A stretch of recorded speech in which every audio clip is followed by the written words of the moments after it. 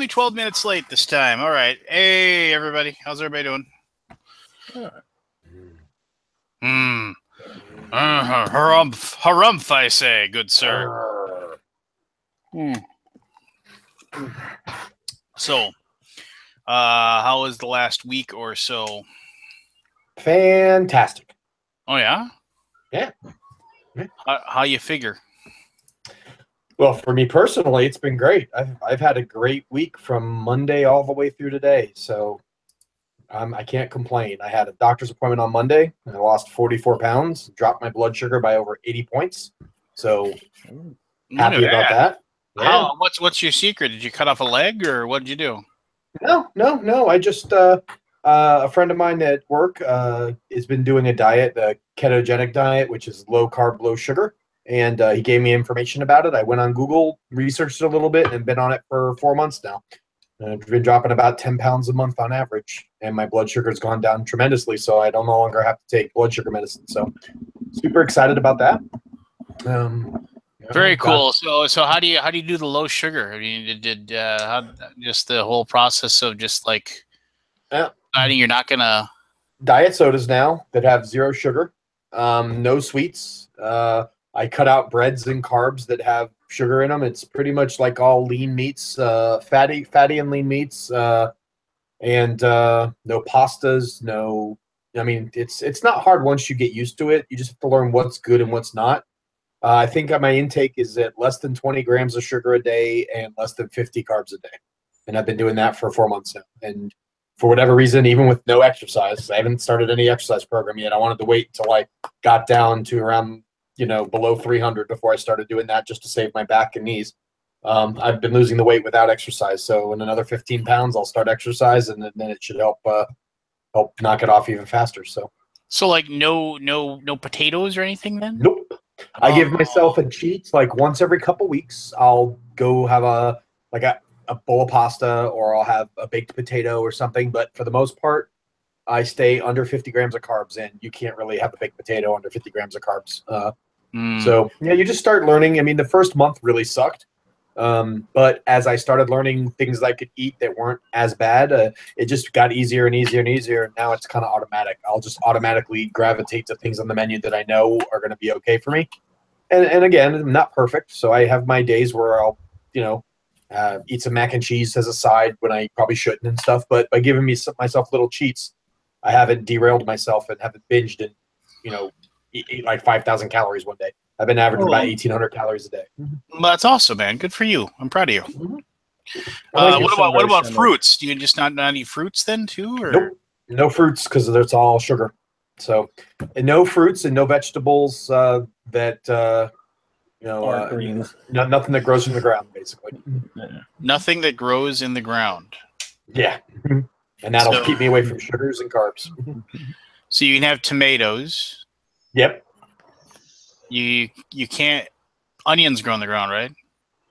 Yeah, nice. No onions. I mean, like onion powder, onion salt's not bad, but not like eating onions. So. No carrots, no potatoes. Yep. I really like all the good stuff. All the good stuff. But like I said, I give myself a cheat. So, like for instance, this Saturday, I'm going to make a shepherd's pie. I'm going to eat some because it's got potatoes. It's going to have carrots. It's going to have stuff in it. But that's my cheat. I build up for that, and then I do that. And then after I do it, I usually get right back on track, and I'm back to good to go again. So it's just more of a lifestyle change. And bacon and stuff like that, right? Eggs and bacon was like the first month. That's all I ate. Like literally, that's all I ate. I had eggs and bacon for breakfast, lunch, and dinner for like the first month straight. That's when I dropped the most weight.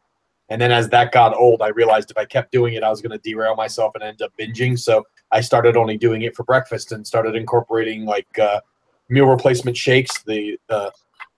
Some of the Atkins and Slim Fast meal replacement shakes are less than 3 net carbs with only 1 gram of sugar. And so now I use one of those as a meal, and then I eat a normal lunch, and then I have just a decent dinner. And now I've been on that now for the last 2 months, and it seems to be doing well. So yeah, it's just lifestyle changes. That's all. No Dairy Queen, no Olive Garden. If I do it, it's like a once a month treat for something like that big. For the most part, it's just making daily choices and not going back for seconds and thirds. So what about all you can eat shrimp at Red Lobster? I don't eat. I'm not a seafood guy. Seafood doesn't really agree with me very well. So unfortunately, which is very healthy, a lot of the seafood is part of the diet. I have to skip all that. So As long as it's I'm not pretty much breaded just meat. plants. Yeah. Yeah, I did something similar, Pete. I recently started adding fruit, but I lost. It's over 100. I lost some and then I gained it. And it's over 100 though. Nice. But Yeah. it's something similar, and the same thing. I got off a lot of the blood sugar medications and all that, but my cholesterol shot up. So you got to watch that. Yeah, I was lucky. My cholesterol hasn't gone up yet, so I've been very fortunate. But I am keeping a good eye on it. I set up a doctor's appointment pretty much every 2 months to do blood work, just to kind of see where I'm at and make sure nothing else is getting sidetracked from this diet, because it is kind of extreme. So yeah, so far so good. Cholesterol hasn't been affected, so you're just trying to stick with it. Fair once, enough. like Pete said, once you get used to it, you don't really crave the carbs too much anymore. No, I don't know, the man. hardest part for me I really like bread and my. sugar, ice cream. I don't really like ice cream. That's the whole thing. So I mean, No, I love it. I can't. And bread. I do like bread. Bread and pasta has been my hardest part. Like potatoes is a thing, but I have found that there are some instant potatoes, and while they don't taste as good, they have a lot less carbs than like real potatoes. So I've kind of substituted them every once in a while. Blasphemy. Yeah, I know. It gets me the craving without giving me all the carbs. So some of those like instant mixes where you can mix water with the potato flakes, and they're not bad. They're a lot less carbs than a regular potato, and they give you the same taste. So. Jen tries some of that with the mashed cauliflower and all that. It's not the same. But no, I don't like cauliflower to begin with. But yeah, I've heard that like you can take cauliflower and you can smash it into like a paste, and then you can use it to make a pizza. I've heard that. Yeah. You can actually like fry it and it or bake it. And it actually turns into like a thin crust. It's weird. I never would have guessed that. I can't imagine that would be really good. I guess. It's hard to say, because if you put enough stuff on top of it that really takes over the flavor, then you could probably get away with it. I mean, do you eat mushrooms? Yeah. I don't. I'm not a mushroom guy anyway. So. What about like green peppers and jalapenos and stuff like that? I can, but I don't. I don't, only because of the heartburn. I have acid reflux, so I try to stay away from spicy stuff to begin with. Pretty much everything you like, I don't. I think you got to watch the sweet peppers, Lance, because they are high in carbs, if I remember right. Interesting if true. Yeah. A lot, Rado, he's the paleo. It's a similar type deal. He doesn't eat any of the veggies or the carbs and all, dairy in general and stuff like that. Yep, it gets easier. Like I said, after the first month, it's been all downhill after that. It gets easy. Yeah, your body just goes through withdrawal like anything else when you're trying to go back. But my energy levels are up. Yeah. I'm finding that I get more energy. I don't have that urge to take naps in the afternoon anymore. It's been good for me. While it may not work the same for everyone, it's definitely worked for me. Fair enough. Interesting if true. All right. Well, anyway, that's the diet portion of tonight's episode. So, other than that, anybody do anything cool in the last week? Anybody play any cool games or anything? No, this weekend I actually plan on getting together with some friends on Saturday and playing a bunch of games. So I'll probably play more games Saturday than I've played in the last 2 months combined. So I'm looking forward to that. Gonna play some L5R. Gonna play Laser Riders. Gonna play the new game by Queen that uses the dice cube thing, kind of like Shogun. I forget what the name of it's called. I picked it up at Dice Tower, and I haven't played it yet. I can't remember the name of it. It'll come back to me. Yeah. But yeah, I'm planning on playing a bunch of games on Saturday. I'm trying to remember. Yeah. I played Diagnose the Vehicle.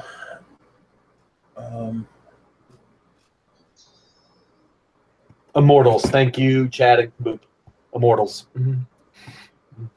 That's a fun game. Oh, you played it. Yeah, it looks good. They said it was similar to Shogun. I was like, all right, I'll take it. What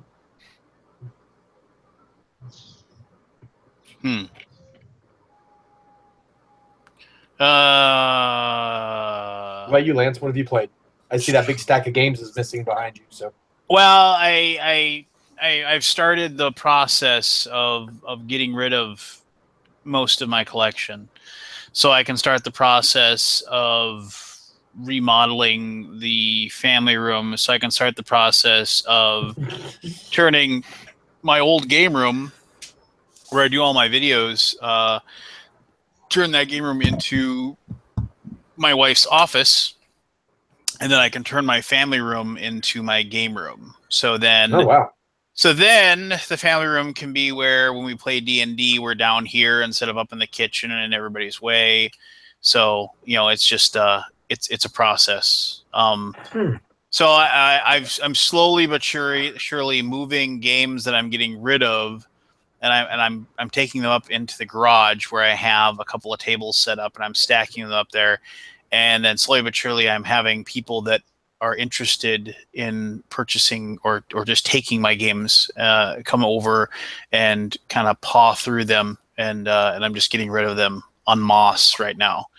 So yeah, me too. I've got over 200 games on my trade buy sell list now, and hopefully, as I invite people to hang out and play games at my house, I can start pawning off games and getting rid of them. For me, it's one of those things where I honestly I need to have like a couple of days where I don't have to work.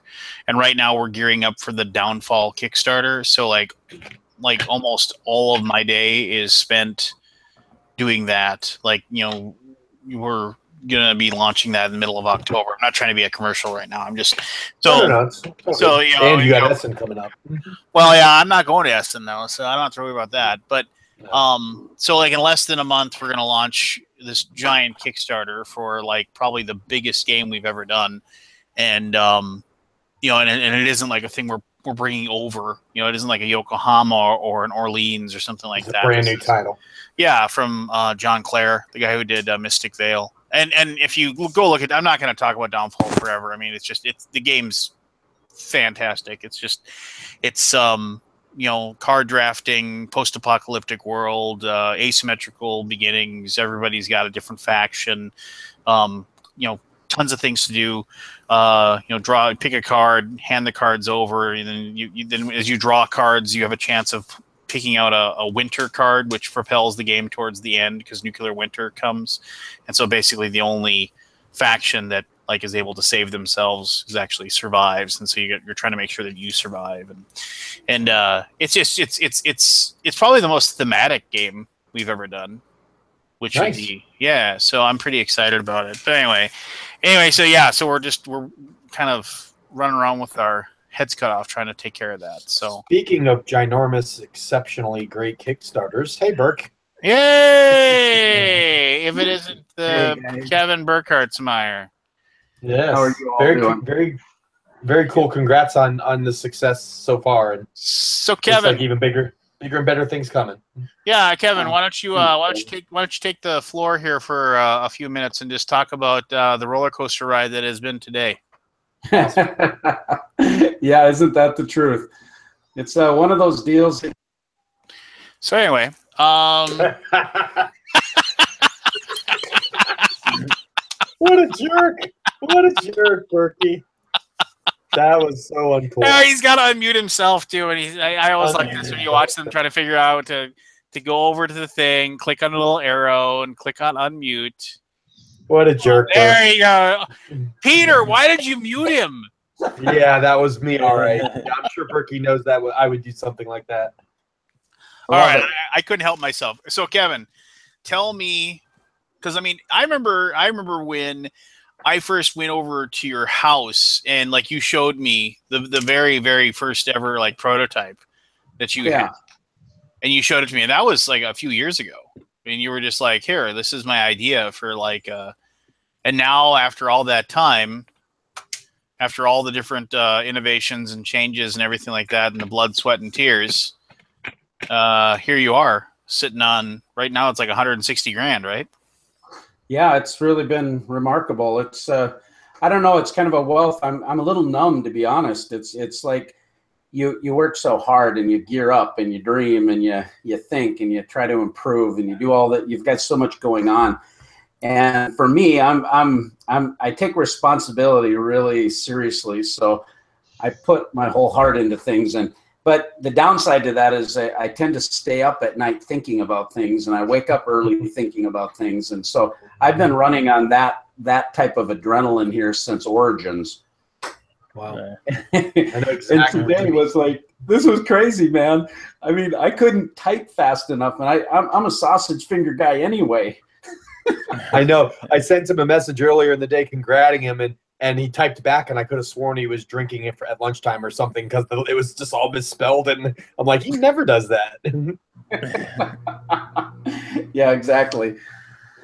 But yeah, it was really a ride. But you know, it was fantastic. I mean, what wonderful group of folks. And Lance encouraged me to do a live question and answer on Kickstarter, which I hadn't done before.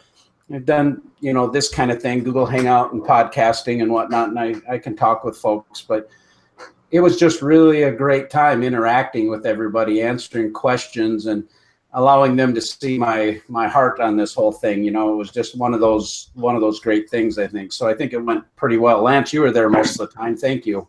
Yeah, I had it on as I was working, and I was just listening to you talk, and it was interesting to listen to you respond and everything like that. I mean, it was just, and the thing is that I think it suggests that it's one of those things where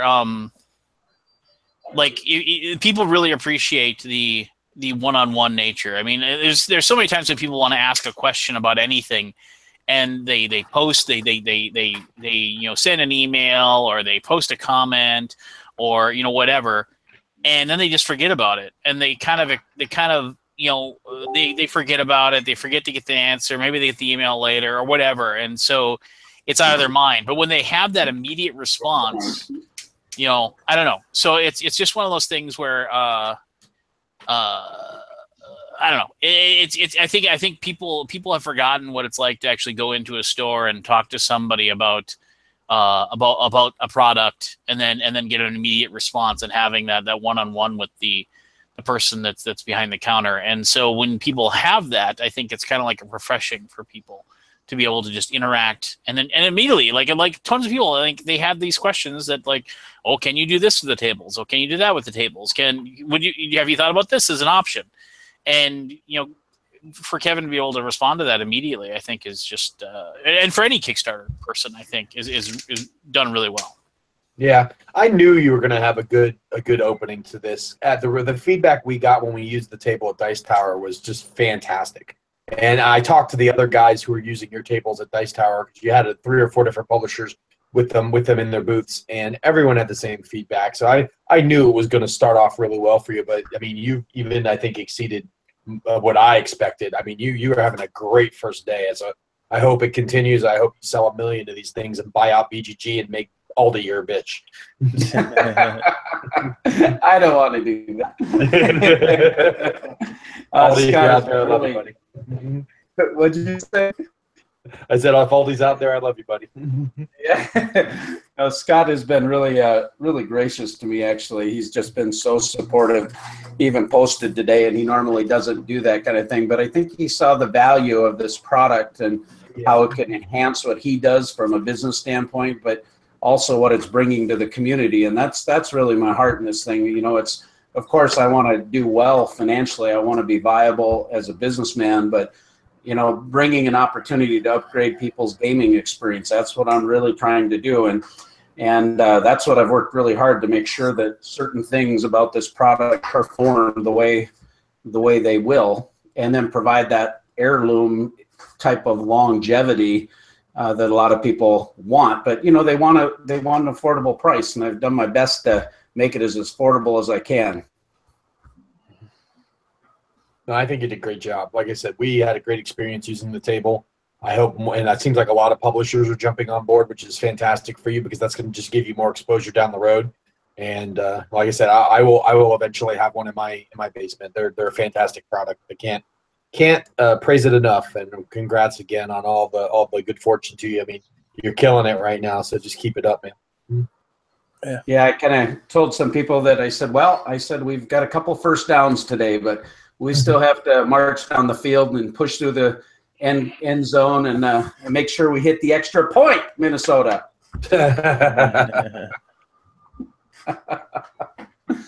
So yeah, it's been a lot of fun. I think one thing that's been really helpful for me is, I've done a lot of business things, so I feel like I have a pretty good business sense about different things, and I understand numbers and a lot of this stuff, but there's always something that we're learning.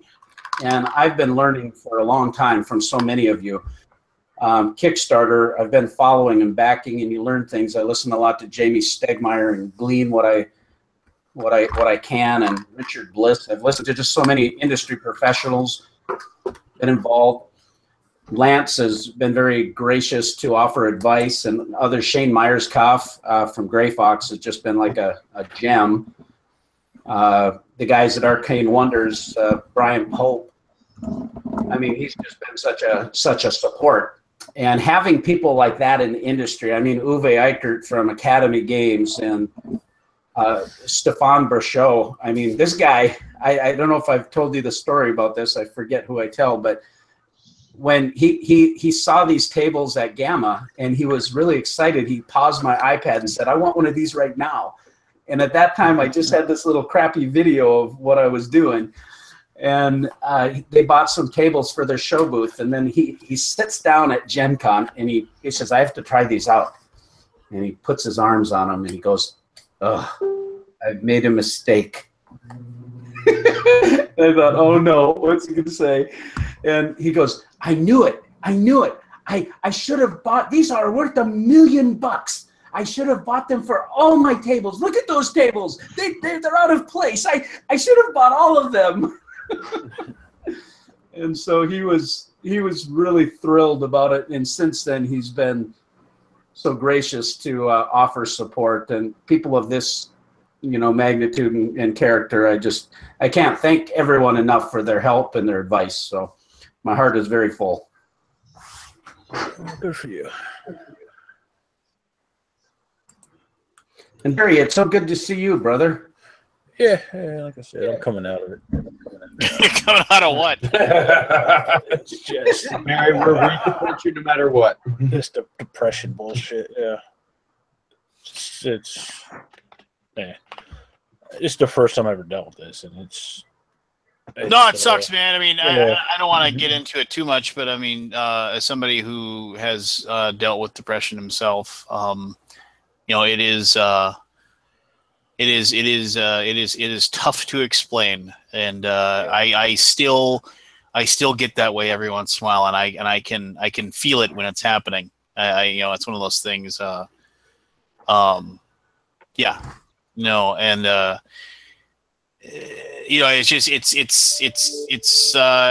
remember when I would people would be like, oh, it's like, oh, you're depressed. Well, good swift kick in the butt. That's what you need. No, it's weird. It's like you just get into a funk, and there's really nothing you can do.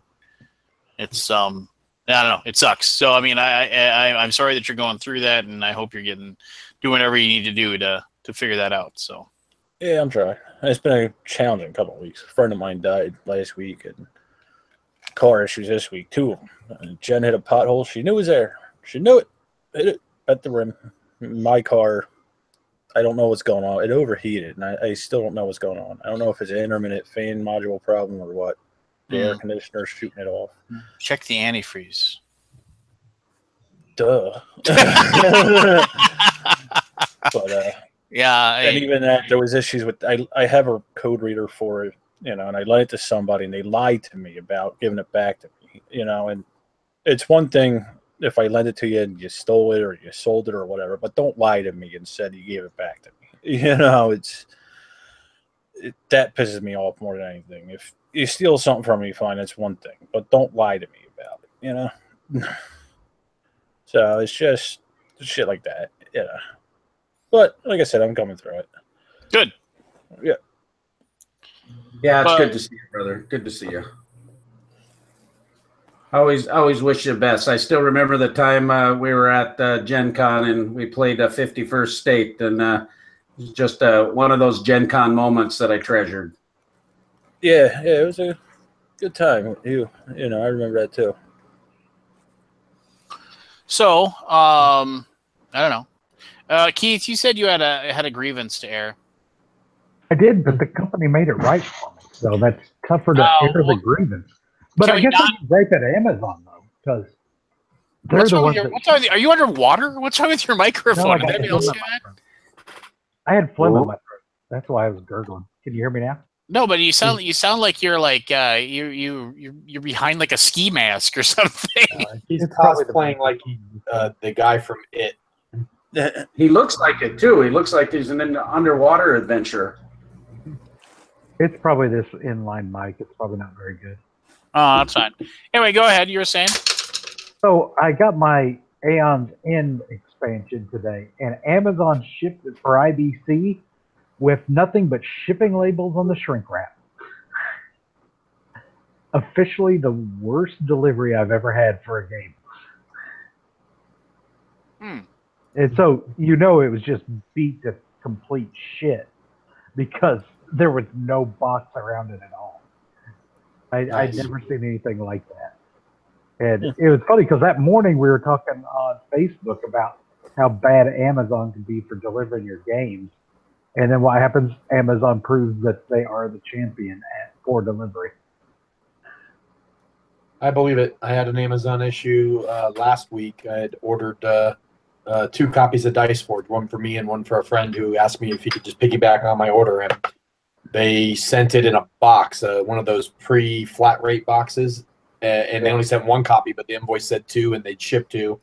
And I'm like, so I had to email them and say, okay, Amazon, you said you shipped 2, but it's a 3-pound box, and here's the box picture with the game inside it. There's no room for a second game, so it's like, and they still haven't responded to me. It's been a week now. I still haven't heard back from them. I'm like, are you just gonna forget that you only shipped me one of the 2 that I paid for, or what? So, yeah, they're not high on my list right now. Yeah. Hold on a second here. And Chubby Meeple said Lance does sometimes. What do I do sometimes? Instead of 2 of them, good ass. Do they check on chat? I can't wait until I come up with a good idea. Lance does sometimes. What are you, Chubby Meeple? I'm calling you all. What are you talking about? Lance does, like, sometimes I come up with a great idea. Is that what that person's saying? Not often. Not often. Doubtful. No. You know, me and Barry Doublet, not you, Barry, like the other Barry. Yeah, he's got to get a new name. What? He's got to get another name. Well, Barry 2. Or Double Barry? Yeah. Double bear. No, Very we actually came up with a new. If we had an idea for another game show, and we need to. Okay, fine. He wasn't making fun of me. No, and so, but now we weren't able to put it together, so we're gonna have to wait till next week to do it. But Barry, I am gonna be the host, and Barry will be the accoutrement, if you will. Is he your Vanna White? We are going to play Name That Tune. Like, Nice. the classic Name That Tune, and he's coming up with a list of like 30 songs that we're gonna do, and I'm gonna have like a single clue, like the old Name That Tune show. If you're not unfamiliar with the old Name That Tune, it's basically like they would give a clue as to a song. Like I'll give one really, really basic, like this pop singer, had had Vincent Price on this Halloween themed song or whatever. And then, like, so it's Thriller by Michael Jackson, right? And so one person says, I can name that song in 5 notes. And the next person says, I can name that song in 3 notes. And so there's a bid. And then eventually, one person says, you get to the point where somebody says, name that tune. And then they play the 3 or the 5 or the 7 notes of the tune.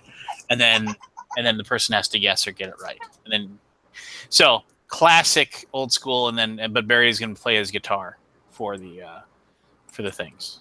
I think it'll be fun, or it'll suck and we'll never do it again. Hey, That does sound fun, actually. well, and I think it'll be cool because we can we can do theme nights too. We could do like movie theme night. We can do like movie themes, like just so things like that. So like people would have an idea what we're doing.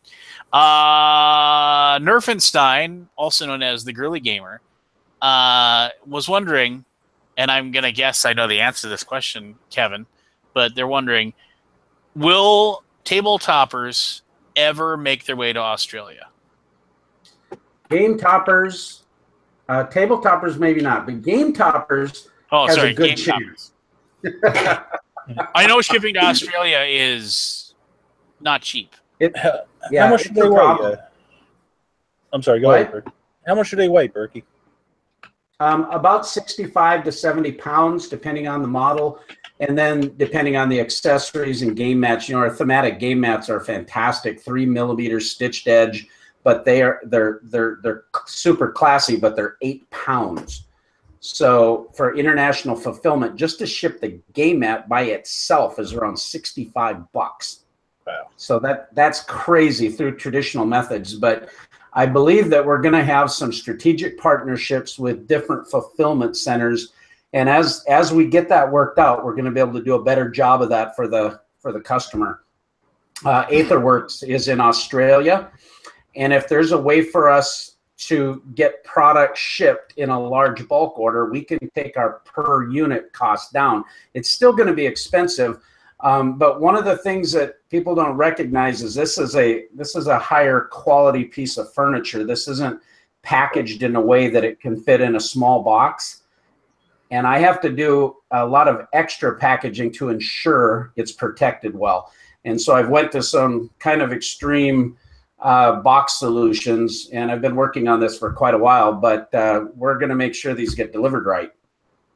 And that costs money. And so that's the challenges I'm facing. But as I develop more strategic partnerships, and I think one of the things that's neat about this project is we're building this in the United States, so that's great for us, right? Mm-hmm.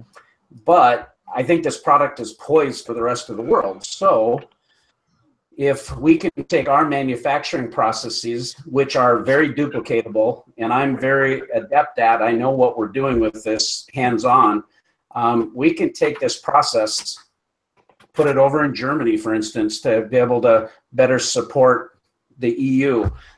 Perhaps we can do something in Asia. So this is a long-term deal for me. This isn't a one-off, just sell a few toppers and that kind of thing. So whether we can do it this go around, I wouldn't promise that, but I'm sure working hard to see what I can do and to make it available. And they're wooden clad aluminum frames, right? Yeah, they're an aluminum extrusion that has a wood inset that's glued into them, and the floor is all completely glued in as well, so it's fully assembled. We do have a standard unit, however, that is all extruded aluminum, which performs the same. It just doesn't have that high quality tactile feel of wood. Right. Mm-hmm. Yeah. So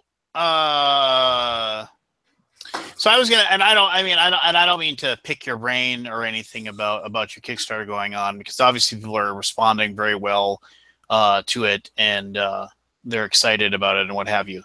But once again, I don't want to pretend like you don't know what you're doing, but I realize people are coming out of the woodwork and asking you tons of questions as far as like, oh, can I get this? And can I get this? And can you change that? And can you change that? And I think you've done a really good job of like mediating that in a way, like saying, I get it, like you want X, Y, and Z, but we have to think about these things. You're not promising the world or anything at this point. And I saw that a few people are saying, it's like, well, I don't need, like, in that bundle, I don't need that X item. I'd rather have this X item. And my only suggestion to you would be careful with allowing people to pick their own bundles, because that might end up being a logistical nightmare for you. And I mean, I know of many people that ran Kickstarters where it was like, okay, go ahead and you can pick one of each of these things, and then it was just like, and then having to track down and make sure that you got all of those to people and make sure that they got the right things and everything like that. It compounded their problems a great deal. Yeah, thank you. I recognize that too, because the bigger bundles that we are offering, the whole Scotland Yard bundle and the Baker Street bundle, those are particularly designed in a way that I can kit things efficiently and save people a lot of shipping. Because by doing it that way, I'm able to save people about $80 of shipping, because the extra weight is not my problem. It's the extra boxes. Yeah. And so... And that's everyone's problem. Yeah, make sure people know that, I guess, is my thing. Is like, people are going to say, well, I don't want this. I want an extra. I don't want a dice tower. I want this. I don't know. I would be, maybe even add into like the selection, like the bundle section. It's like, note, this bundle is put together, to save you money on shipping. For that reason, we cannot allow substitutions. Yeah, we have a section right below that explaining that, but I think you're right. We need to continue to highlight the purpose of that and how that's beneficial. And while put that in the back, put that in the FAQ as well, right? Yeah. And I'm actively listening to people too, because there may be a demand for certain things that, if I can accommodate and it still fits within the logistics, it still fits within good business practice, then I can do that. Like, for instance, for me to offer a couple extra goblet holders, and we're having a good demand for that. They want a set of 4 instead of a set of 2. That's a modification I can make without it being crazy, and I'll have to adjust the pricing slightly, but that's something I can do to help people. And I'm hoping if we continue to be successful and we hit milestones, and it's the thing that I think a lot of people, they love all this stuff, but for it to really sing, it's all volume based. Every efficiency happens with volume. Our cost reductions happen with volume. And I had to plan this thing like I wouldn't do volume.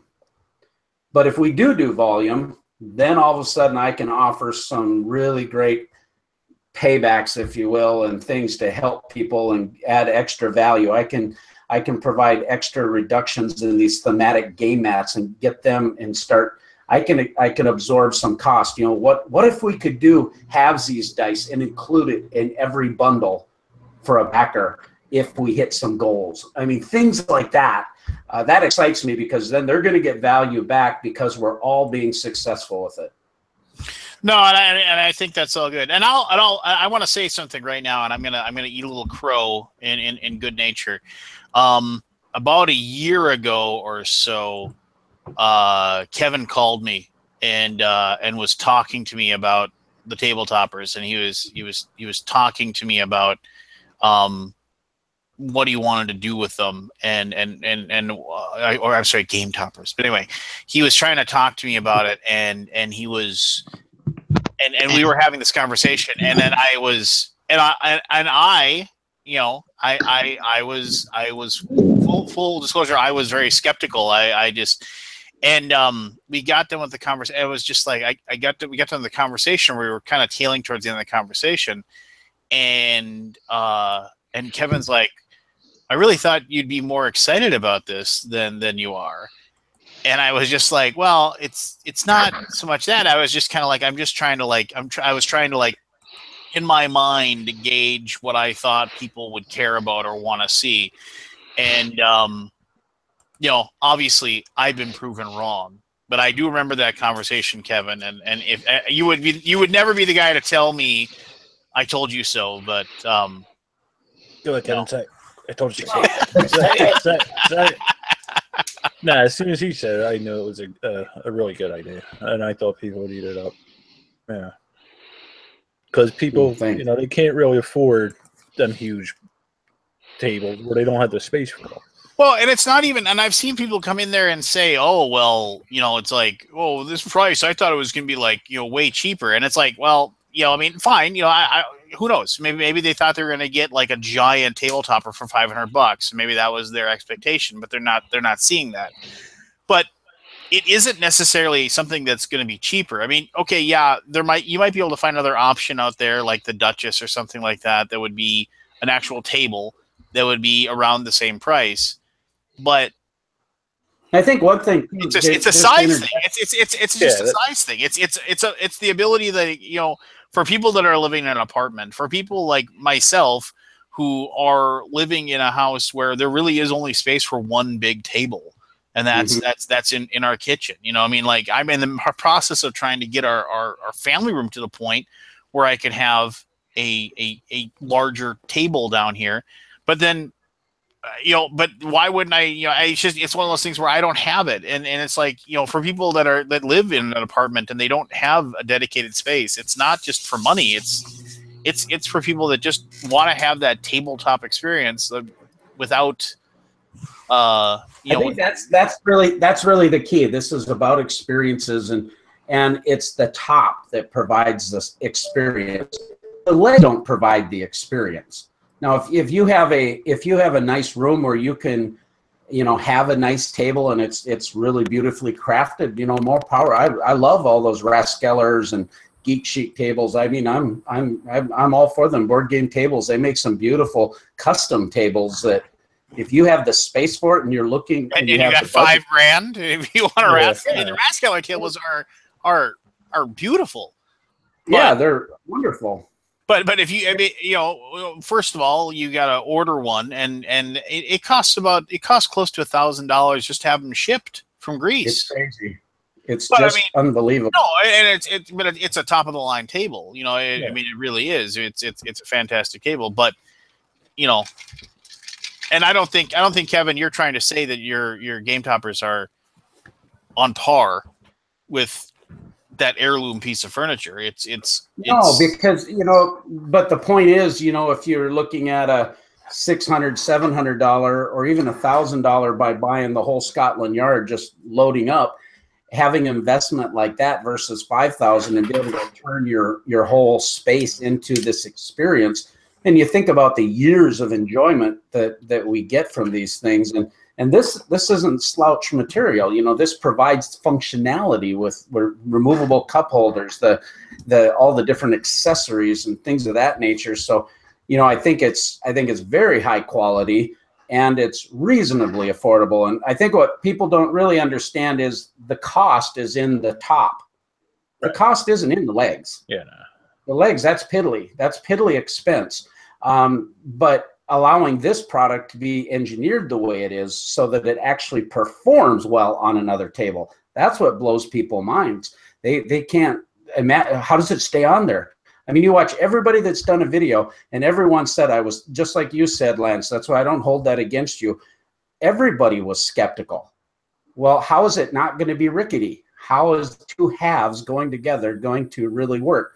Well, it all has to do with the cross sport engineering, the cleat that goes in between that locks it together, the rubberized material, all of that plays together. And that was 5 prototypes of engineering, and then going to the next level to high-end engineering with this particular metal product to get there.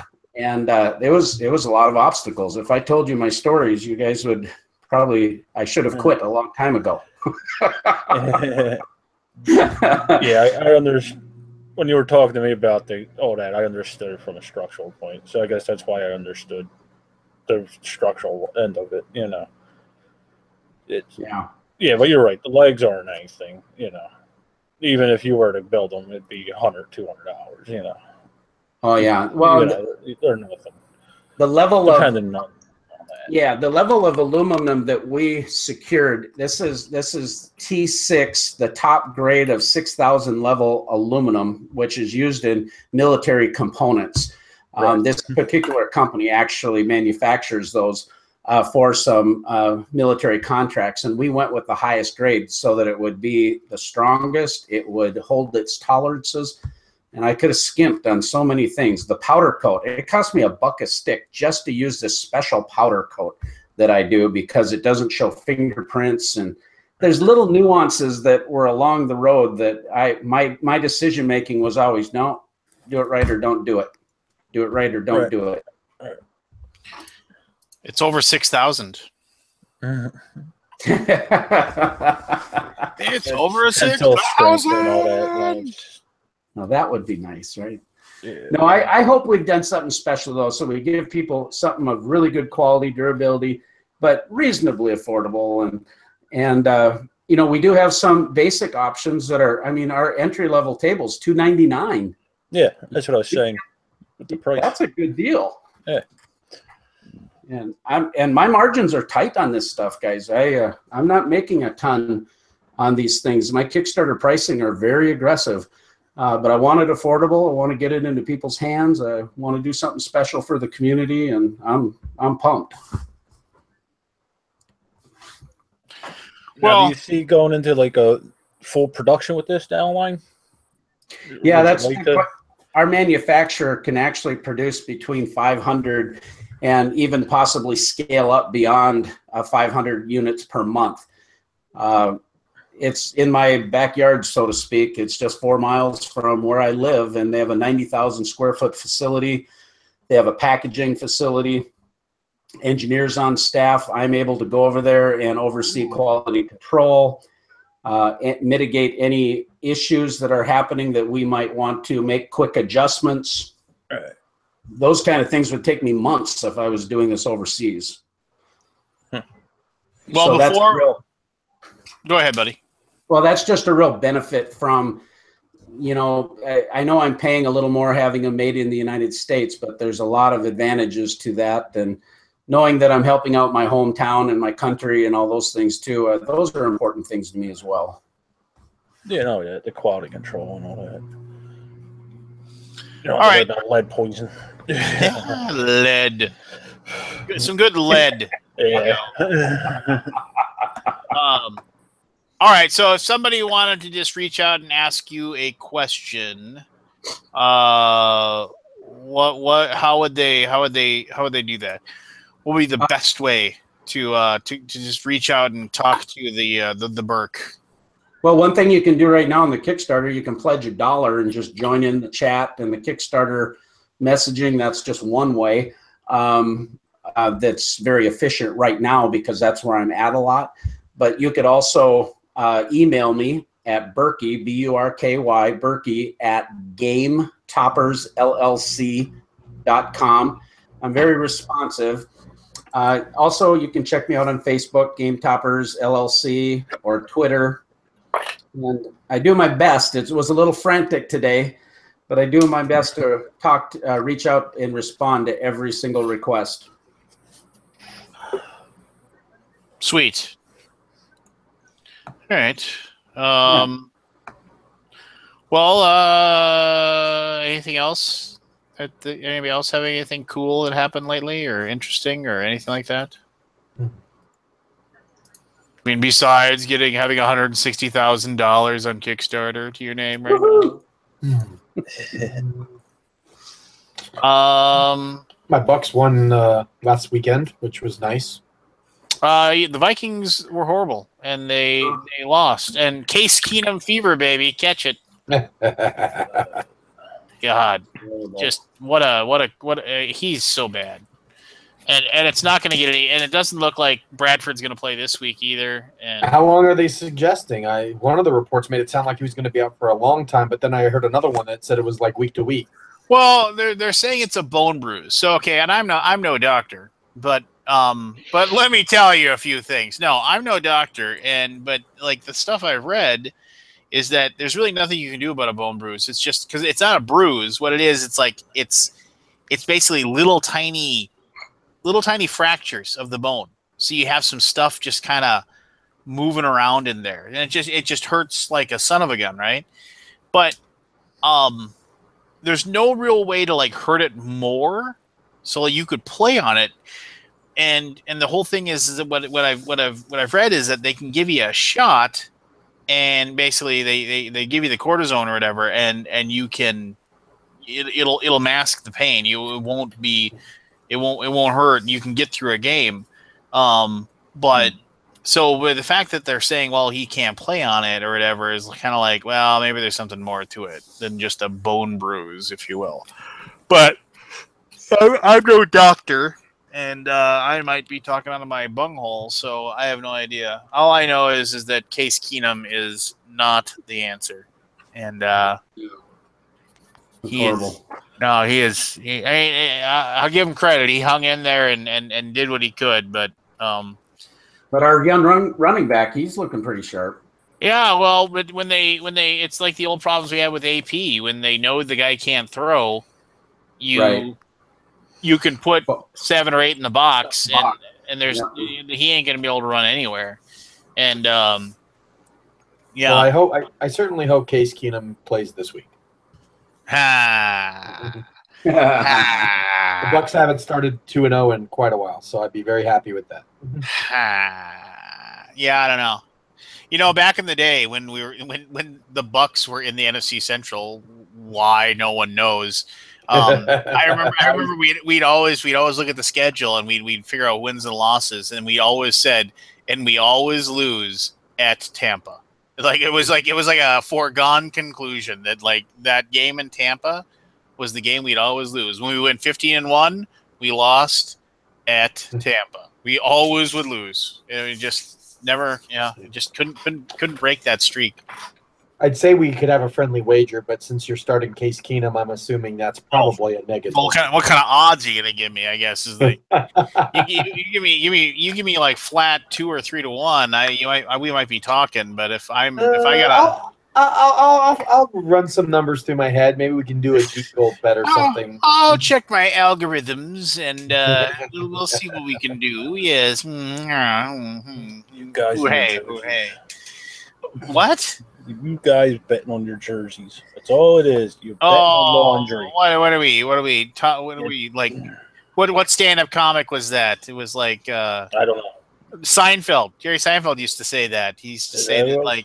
He used to say that you always get so mad about a guy that leaves and goes and plays for another team, but the guys are always changing. It's just the clothes. You just hate the clothes. You know, it's like, oh, I hate those red clothes. Is that who it was? Yeah, I remember. Somebody said that to me years ago when I was working at SEPTA.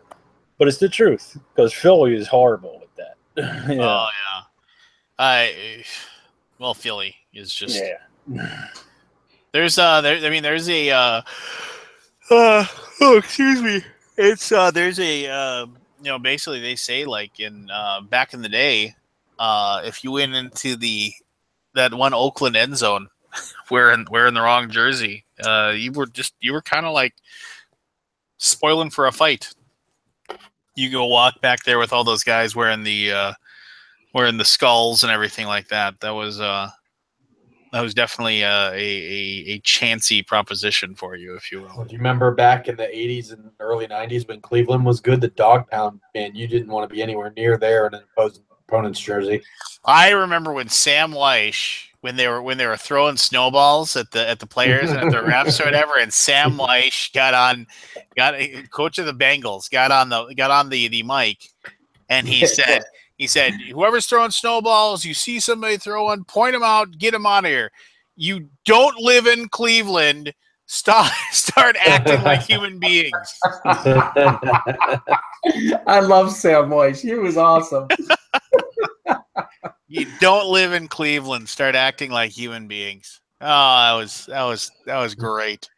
But yeah, Bernie Kosar back in the day. Oh yeah. Yeah, Bernie Kosar. Keith, you look nonplussed. What's going on? Nada. I'm sitting here listening to you guys talk and playing a game. What are you playing?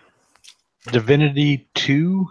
Was that any good? I tried to get into the first Divinity, and it was too much. It was just too much to do, too much stuff. I didn't like the fact that I had to control 2 people. I have 4 people I'm controlling. I never played anything else in the series, and I'm hooked on it because I haven't played a good turn-based RPG in a while. Yeah, there was too much going on. I couldn't get engrossed in it. If you don't like too much going on, then yeah, there's Well, because it was like, okay, move this guy to here, move that guy to here, move this guy to here, move this guy to here. It's like I just want to search this room. I don't want to have to. All right, now click on him. Now click on this skill, and then click on this, and then click on that. And I was like, ugh. Moving on. Yeah, there's a lot of that. There's a lot of stuff going on, but I really dig it.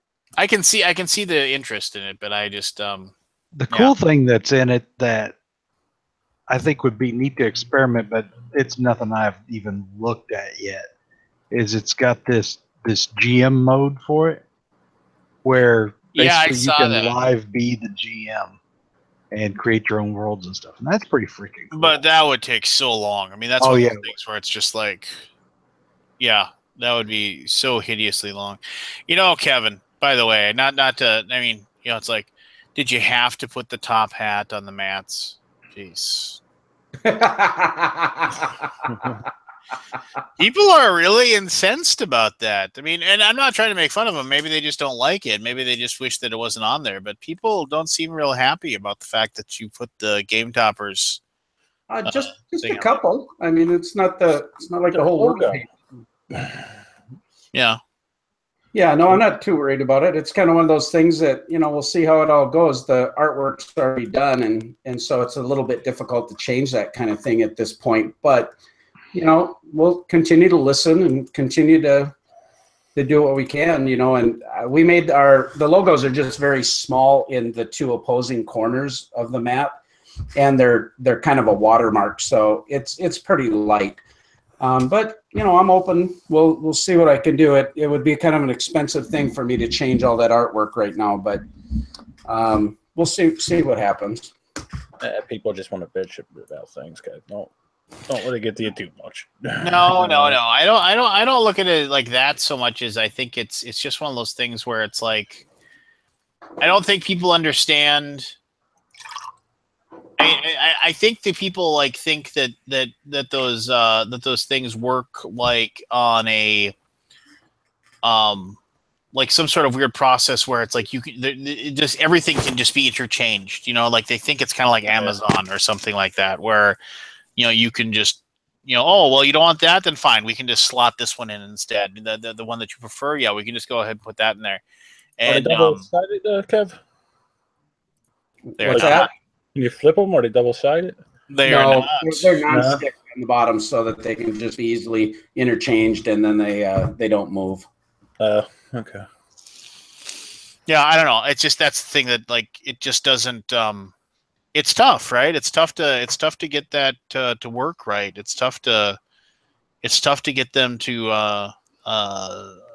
you know. I don't know. It's just, and I think that people just are always like, oh, well, you can change this, right? It's like, no. And to be fair, I'm going to try to be fair here, is that like when you have an infinite amount of people that are going to look at anything like that, they are going to come up with things that they think that you should have had or you should have offered to begin with, right? And they're going to say, well, why can't I do this? You know, and you're going to say, I never thought of that. That's true. It happens all the time. You like I'm sure Kevin never even considered the idea that people wouldn't want to see the logo on there.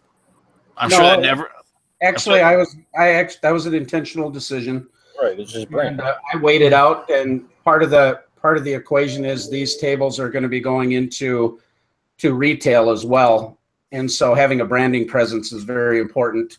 But I did it in a thoughtful manner, and you know, there's always options. I kind of think this is a minor thoughts. You know, that's preference. I don't think it's deal breaking for anybody. It's just a preference, you know, taste thing. We did it thoughtfully, and when you see these Game Toppers, you see these mats. They're so gorgeous that I don't think it takes away that much from it. But, you know, at the same point, I'm listening to what people have to say. Yeah. Well, I mean, that's all you can do. I mean, you just have to, and then it's like the old Travis comment of like, there's going to be people out there that are just going to want the moon, with a slice of Right the F Now, and you have to recognize that sometimes you can't make everybody happy, right? Yeah, I think one thing I mentioned to people though too is, I need to stay in my lane. To do it well, a lot of planning has gone into this, and to do it well, it's not been a casual thought. It's been very well thought out, and a lot of effort that's gone into it. So at the way it's set up, it's working. So while I want to listen and see how I can accommodate, I also need to make sure I do what I do well, and then I can continue to improve upon it. One of the big thoughts that people would like a 4x6 table. And for certain gamers, that's a big deal. If they want to play Warhammer on it, that's a big deal. And I get that. I hear you. But whether or not that's a good thing for me to produce right now is still to be determined. Right. And it may still happen. It's not out of the realm. It's already been in the planning stages. So 4x6 is like that perfect size for Warhammer. If you're going to do that. Yeah, that's what I made my game table for 4x6. Yeah, 4x6 is a big deal. But I find playing on a 4x6 table personally, for anything other than those big epic type of deals, it's too far to reach across, and even to see it. Now I'm getting older with bifocals, but this 38x60.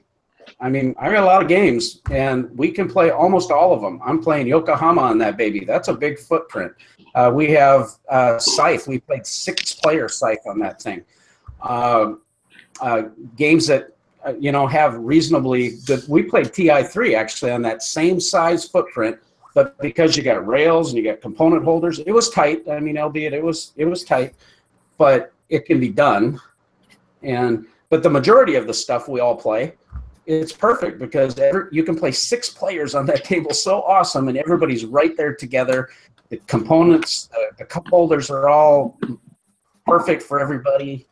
And so for me, that's been a really great size, and it fits most people's kitchen dining room tables. With that 4x6, you got to make sure. I mean, this is just me talking, but I mean, you have to. I think with the 4x6, you have to have it like normal kitchen table height, not tall height. And then, because then you can like stand by the side of the table and you can reach over and whatever. I actually made mine a little bit shorter than a kitchen table so that you can reach a little bit easier. Yeah, that makes sense. It's one of those games that you stand up and walk around, and analyze. Well, it's perfect. It's perfect for role playing. Honestly, at 4x6, you can have 5 people. You have a DM. You have the other 4 on the other side of the table. And then any good dungeon master or game master ever for RPG worth their salt is going to stand up and act out what they're doing. And I found that that seems to work the best. Add a little bit of a theatrics to the situation. But I think one thing with Boudreaux. Just real quick on that. I'm sorry. Go ahead, Kevin. What did you say? I'm sorry. I'll just quickly just finish up on that topic. One thing about 4x6 size too is it's important for people to understand too. This wouldn't work good on one of those plastic 6-foot tables because it would hang over so much. So the application's a little bit more limited for a topper without a sturdy base. And so I would have to really, you want to help people understand that well so that you don't oversell them something they're expecting it to be stable on a little card table. That's not going to be the case. So that's one of the problems with that kind of thing. But on the other hand, there's a big need for it. So I'm kind of excited about working on offering it. So it's in the works. Lord Javi is watching us live at a Depeche Mode concert. Ooh. I'm sorry. I'm just going to say that. I'm sorry that you're at a Depeche Mode concert. Were they giving away tickets, Lord Javi? Needed to fill some seats? No. I'm sure there's lots of people that like Depeche Mode. That not me, however. I am. Well, Pete, I had a question for you. Who does your the rule books, the actual writing of it? For Simon or for Simon? We have our own writing department. Okay. We have a team of people in our marketing department that do a lot of writing for us. So Chained to their desks. They aren't allowed to leave. now, obviously, like projects that we pick up from overseas and stuff, a lot of those rule books are written by the designers, but we also have a team of people for our own in-house projects that help with our rule book writing. So it's mostly in-house, although, some designers will do a portion of the rule book before we even get a project. I was reading Massive Darkness. It's quite thorough. Yeah. Which isn't a bad thing, but it is quite thorough. And thorough. Yes. Still haven't gotten through it. I do have the attention span of a fruit fly, though. Ha! So Travis, thanks for joining us. What's going on with you? Oh, nothing. I just had to do a conference call with the fella in China, and the best part was I woke up at 6 a.m. so that we could talk at 6 p.m. their time, and then they said, actually, I can't talk. So I woke up super early, unnecessarily. But no, we had a really good conversation. It's with one of our partners who is a really talented artist, does some really cool stuff, has done some really impressive art direction for some really big things. And we were talking about miniatures for Western Legends. So we're trying to put everything down and figure out, all of our ideas and what we need to do to execute the project to the level that we want to. So it was a good conversation. I was super, super glad to be able to talk to this guy. That artwork looks really great, Travis. I was really impressed. I saw a couple of the sketches and then the color add-on, gifts that you had, but it really looks really great. Thank you. Yeah, I mean, it's a challenge because I don't think it's like, I don't think a lot of people realize. So like, if you look at fantasy art, most of the time it's like someone's hands doing this. If they're like a magic user, their hands are in some way doing this, and then the hand is glowing, and then their eyes are glowing. And Wild West stuff, there's just like tons of browns and dark colors and earth tones, and like, that could read as visually kind of boring, but it's accurate. So how do you find a way to feel historically accurate but make it feel interesting? So we're using an art style that's a little reminiscent of the French comic book Blueberry, and I'm really hoping people like it because I think it's really cool and different. And I was super pumped whenever the team wanted to do something out of the box. So I'm hoping it translates well. So I think you got a good eye is what I'm saying, Kevbo. No, it's true. I noticed right away. We hired Brent Chumley to do our Texas Hold'em and our Blackjack mat. And it was kind of interesting because I met him at Origins, and he's done work for D&D 3.5, and he did a bunch of the Doomtown Reloaded stuff. But he had this. I don't know if you know Brent. I love this guy. The art collaboration has been great with him. I paint wildlife, and so I have attention to some of those details. But he had this artwork where he had dragons and tanks, World War II tanks, which it was kind of a mismatch that didn't quite make sense to me, but the artwork was really, really exquisite. And so I was having a problem a little bit with the subject matter, but it was really evocative too. Well, anyway, I'm looking through these game mats that he had there, and they weren't really what I was looking for, but they were interesting enough. And then I pulled open about through the stack. I'm so glad I looked, because here he had this play mat for Doomtown Reloaded. It had a Derringer pistol and a cigar and some poker chips and things like that. And I went, "You did this?" And he goes, "Yeah, I worked on Doomtown Reloaded." I said, "Oh, dude, this is exactly what we wanted for poker, because everything in the poker genre out there is just these cheap green felt folded creased things that are out there. I wanted to do something really special." And anyway, that began the process, and he was very affordable, and he was just a dream to work with. And his artwork it's spectacular. And I noticed that when I saw your work, I thought, yeah, this is really, really cool. There's some just some of the imagery and the perspective was really nice. Yeah, thank you. Yeah, the game has come a really long way. I like, Lance played the game and he saw it in a very early incarnation, and I got to say, like, I would like to say that Sitting Bull was the master of doing nothing and gaining victory points. That game. Yeah, that character doesn't exist anymore, nor does that ability. The game is in theory it's similar to what you played, but how you play the game is very different. It's changed a lot in the development process, and super glad to be working with the designer. And he just actually had a new addition to his family, so he's having to kind of step away from things while we finish up the development. But we took the game to Grand Con and had some really great experiences. Hey, how was Grand Con, by the way? Other than the massacre, it was fun. The what? The massacre. What are you talking about? Yeah, what was the massacre? 5,000 people died. What? Tom Vassel's hat went airborne and killed 5,000 people. Oh.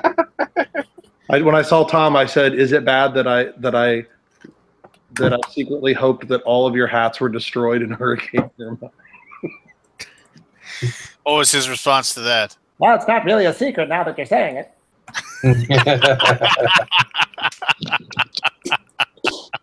I like Tom. We were walking and our hands, like, you know when your hand uncomfortably grazes another person's hand, and then you gotta pretend it didn't happen, kind of thing. Well, he just goes, my hand grazes, and I go, "Oh, sorry." He goes, "Did you feel something?" I just felt something.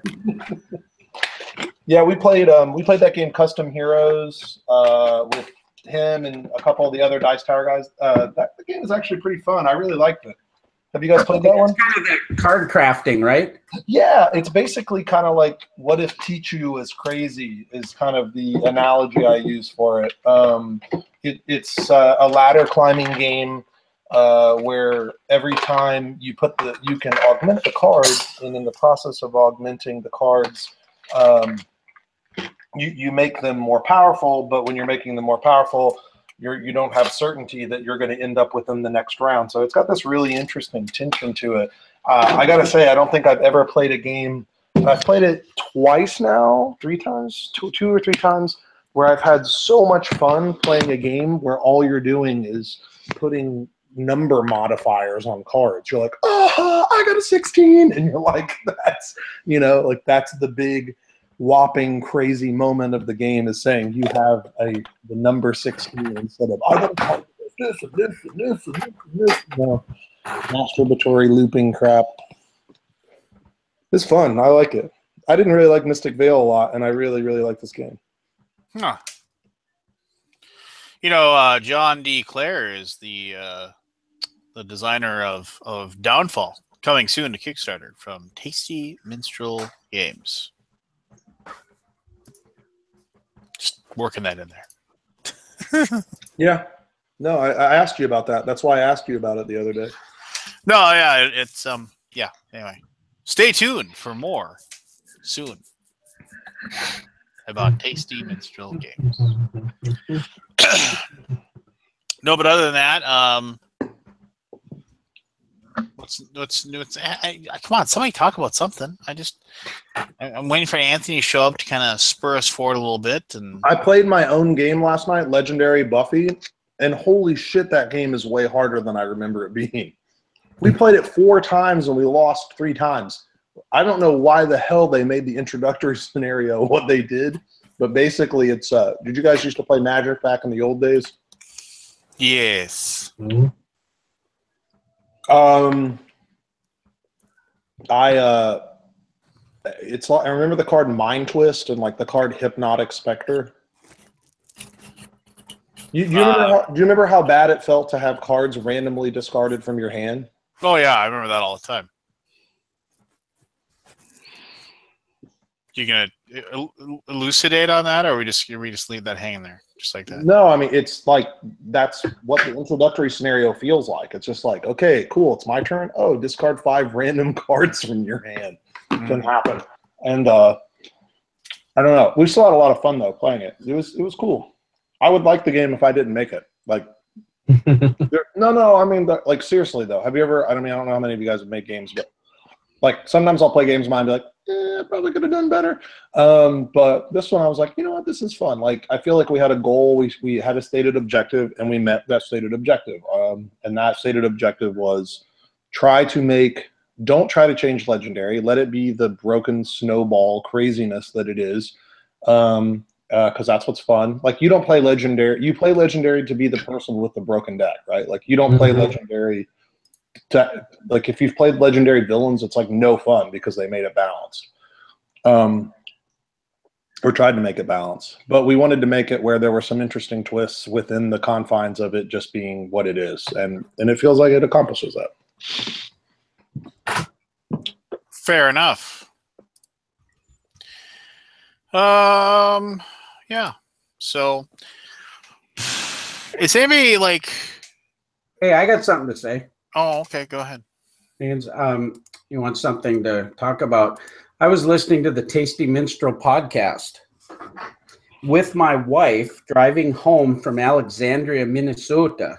Yeah, Alexandria, well known for that's the stop off or whatever. That's where you get gas and get a pack of gum and whatever on your way to on your way to the Twin Cities. No, the place that you want to stop there is the Clearwater Travel Plaza outside of St. Cloud. Because they've got these big honking rolls and donuts. I mean, they are honked, and you can eat them for all day long and eat some of it the next day. And they've got the best gourmet coffee in there. And if you want some of the best hand-tossed pizza, that's the place. You know what I'm talking about, Lance? No, never been there. Oh, you got to stop. It's the exit right after you see Pleasureland, and it's the Clearwater Travel Plaza. And they've got donuts and their apple fritters are like to die for. I mean, this bakery is like unbelievable, seriously. And they make an awesome corned beef sandwich too. So, that being said, we're driving home and we're listening to the Tasty Minstrel podcast. And it was the one that I recorded with you when I drove up to Fargo, up to Moorhead. And after we got done listening to it, I was even being entertained by it. It was like our banter was just a lot of fun. And Joan says, that Lance, man, he really knows how to interview people, doesn't he? Like and I go, well, he's the weaver of tales. Oh, geez.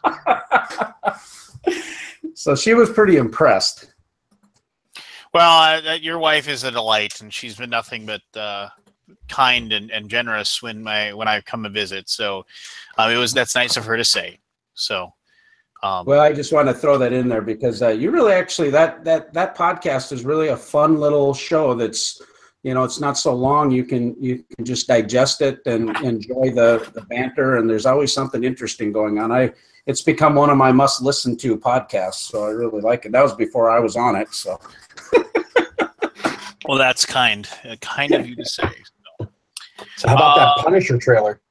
Oh, that was so awesome. Oh, that's the way that how they weaved they weaved one in there. Yeah, and, that was amazing.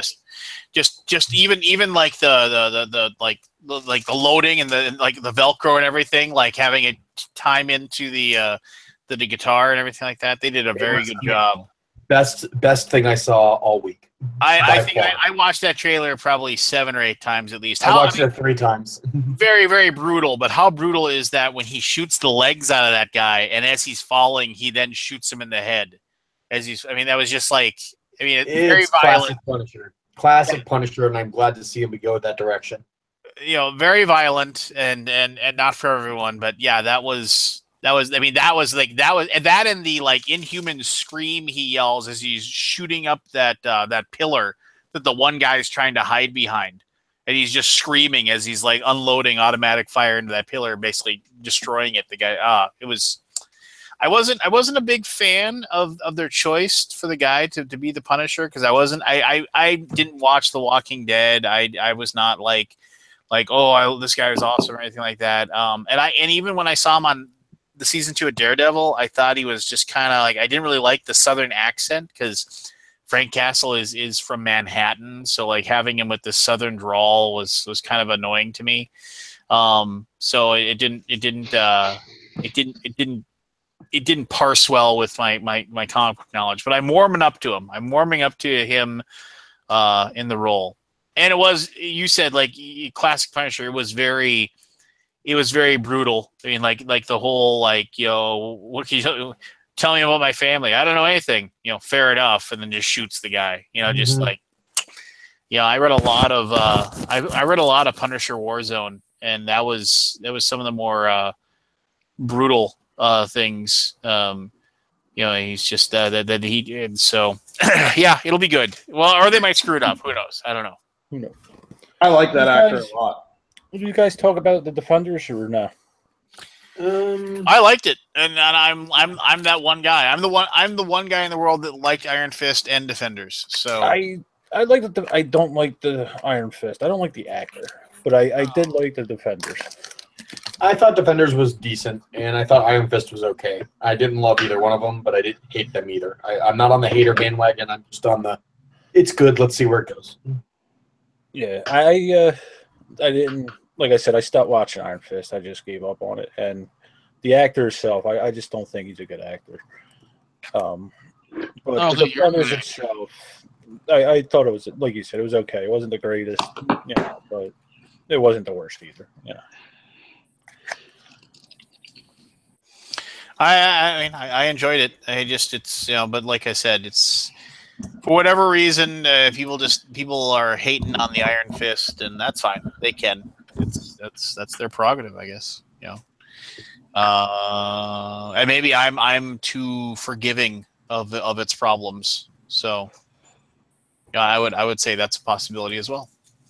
Well, with the Iron Fist, like I said, the actor was one of them. The production was my biggest problem with the Iron Fist series, of how far I got into it. It didn't hold up. Like, I thought the rest of the series had much better production quality than the Iron Fist did.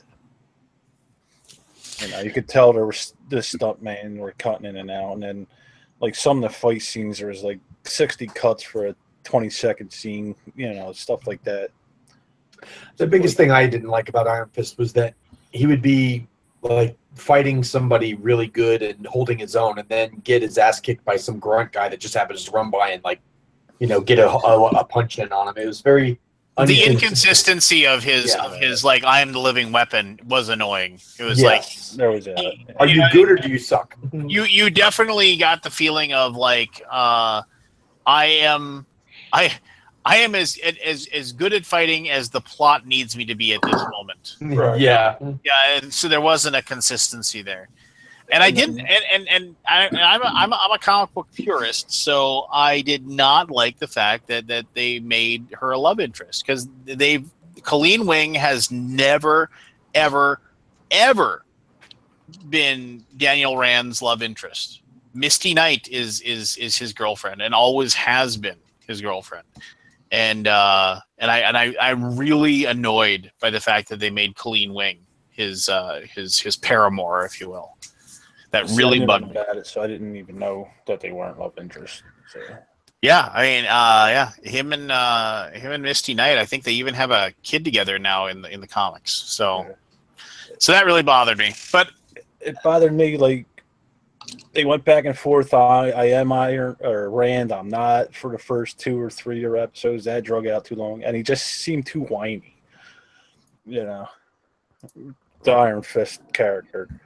But like I said, I gave, maybe one day I'll go back and try and finish it. Maybe it'll get better. I think I stopped at episode 5 or something like that. And again, in the Defenders, he was whiny a lot in that too.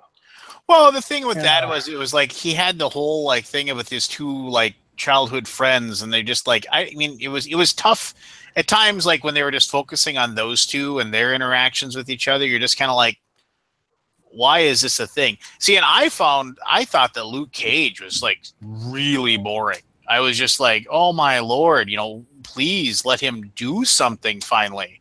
And it was just like, they had these huge swaths of time where he just didn't do anything. It was just like this drudgery of like, walking slowly forward and nothing ever happened. That really bothered me too. I'm probably like that weird person who I thought Luke Cage was worse than Iron Fist, and I realize I'm very alone on that one as well. But that was, I don't know. I mean, let's be honest here. How realistic is any of this? A white guy that knows karate? That laugh. In the comics, is he white or is he Asian? He's white. Is he? Okay. I should have figured. Yeah. It's yeah. I mean it's there's no yeah, he was white and he landed in Kunlun and then that was it. I mean, it was just yeah, I don't know. I mean, and that's fine. I mean, if people like wish that he had been Asian for the role, I mean, that's fine. And obviously they're not going by canon, because they've obviously changed things. But I people are going to like what they like, and people are going to dislike what they dislike. And who am I to tell you what you don't like it, don't watch it. But I liked it, and I guess that's what bothers me sometimes is when people try to tell you that it's why you're bothering watching that. It's horrible. Just like be quiet. Oh no, I'm not saying. But yeah. Kabuki Kid said Frank Castle was a Vietnam vet. No, he's a Desert Storm or whatever, or Afghanistan vet. Well, a new iteration. It wasn't originally wasn't Vietnam. Yeah, there's actually a really really good graphic novel. So get this, in a weird world of I wish I could go find it and I'd show it to you. But in a weird world of like coincidence, I remember when I was younger and before I was married and I had lots of income that I could spend on whatever the heck I wanted, and I didn't have children and things like that. I bought a lot of comic books, and every Wednesday or Thursday was comic book day, and I go to my comic book store before I went to work, and I pick up my graphic novels that I wanted to buy. And I picked up there was a really really good Punisher one that was like it's just called Punisher Born is what it was called, and it was basically the story of him being in Vietnam, and so they tell the story. But anyway, next to the in the same little tiny strip mall, there's Chinese food place, and I would sometimes get takeout Chinese food, and then I would take that food and I'd go to work, and I get to work about an hour early, and I'd sit down and eat that Chinese food, and I'd read a comic. And so I took out Born, which is a really really good graphic novel. I would strongly suggest doing that. Punisher's first appearance is Amazing Spider-Man. Okay, sorry, somebody said that in the comments. But anyway, so and at the opening, so I'm finishing my food because I never liked eating my comic books like damaged anyway. So I finish my food, I crack open my fortune cookie, and I don't remember what the fortune is. I read the fortune. It's like some little parable or something, and then I open up the graphic novel, and the first page is the same parable of the fortune cookie that I just read. So I somehow, it was just like, it was weird. It was like that moment. It was like weird coincidence. So I remember I put the fortune cookie thing in there, but Born is basically, they tell the story about being in Vietnam and just kind of like how the whole basis of it was. And I remember like he gets this point. I mean, spoilers, this is a very old comic. He's in this firefight, basically surrounded by Viet Cong, and he's going to die. And like basically this voice in his head, which you're led to believe is something, some otherworldly spirit, says to him, I can get you out of this, but it's going to cost you. And so then, and he agrees to it, and he comes out of he basically kills, like he lives through that firefight. And because he like in a weird way, like sold his soul or sold his happiness to get out, like the demon or the devil or the spirit or whatever, or God even possibly, basically he gets to go home, but then his family's taken from him anyway. So it isn't him that died. He, his family dies, and so basically and that was purposely made to happen. So Frank Castle would become this living agent of death and destruction on Earth. So anyway, there you go. A little background.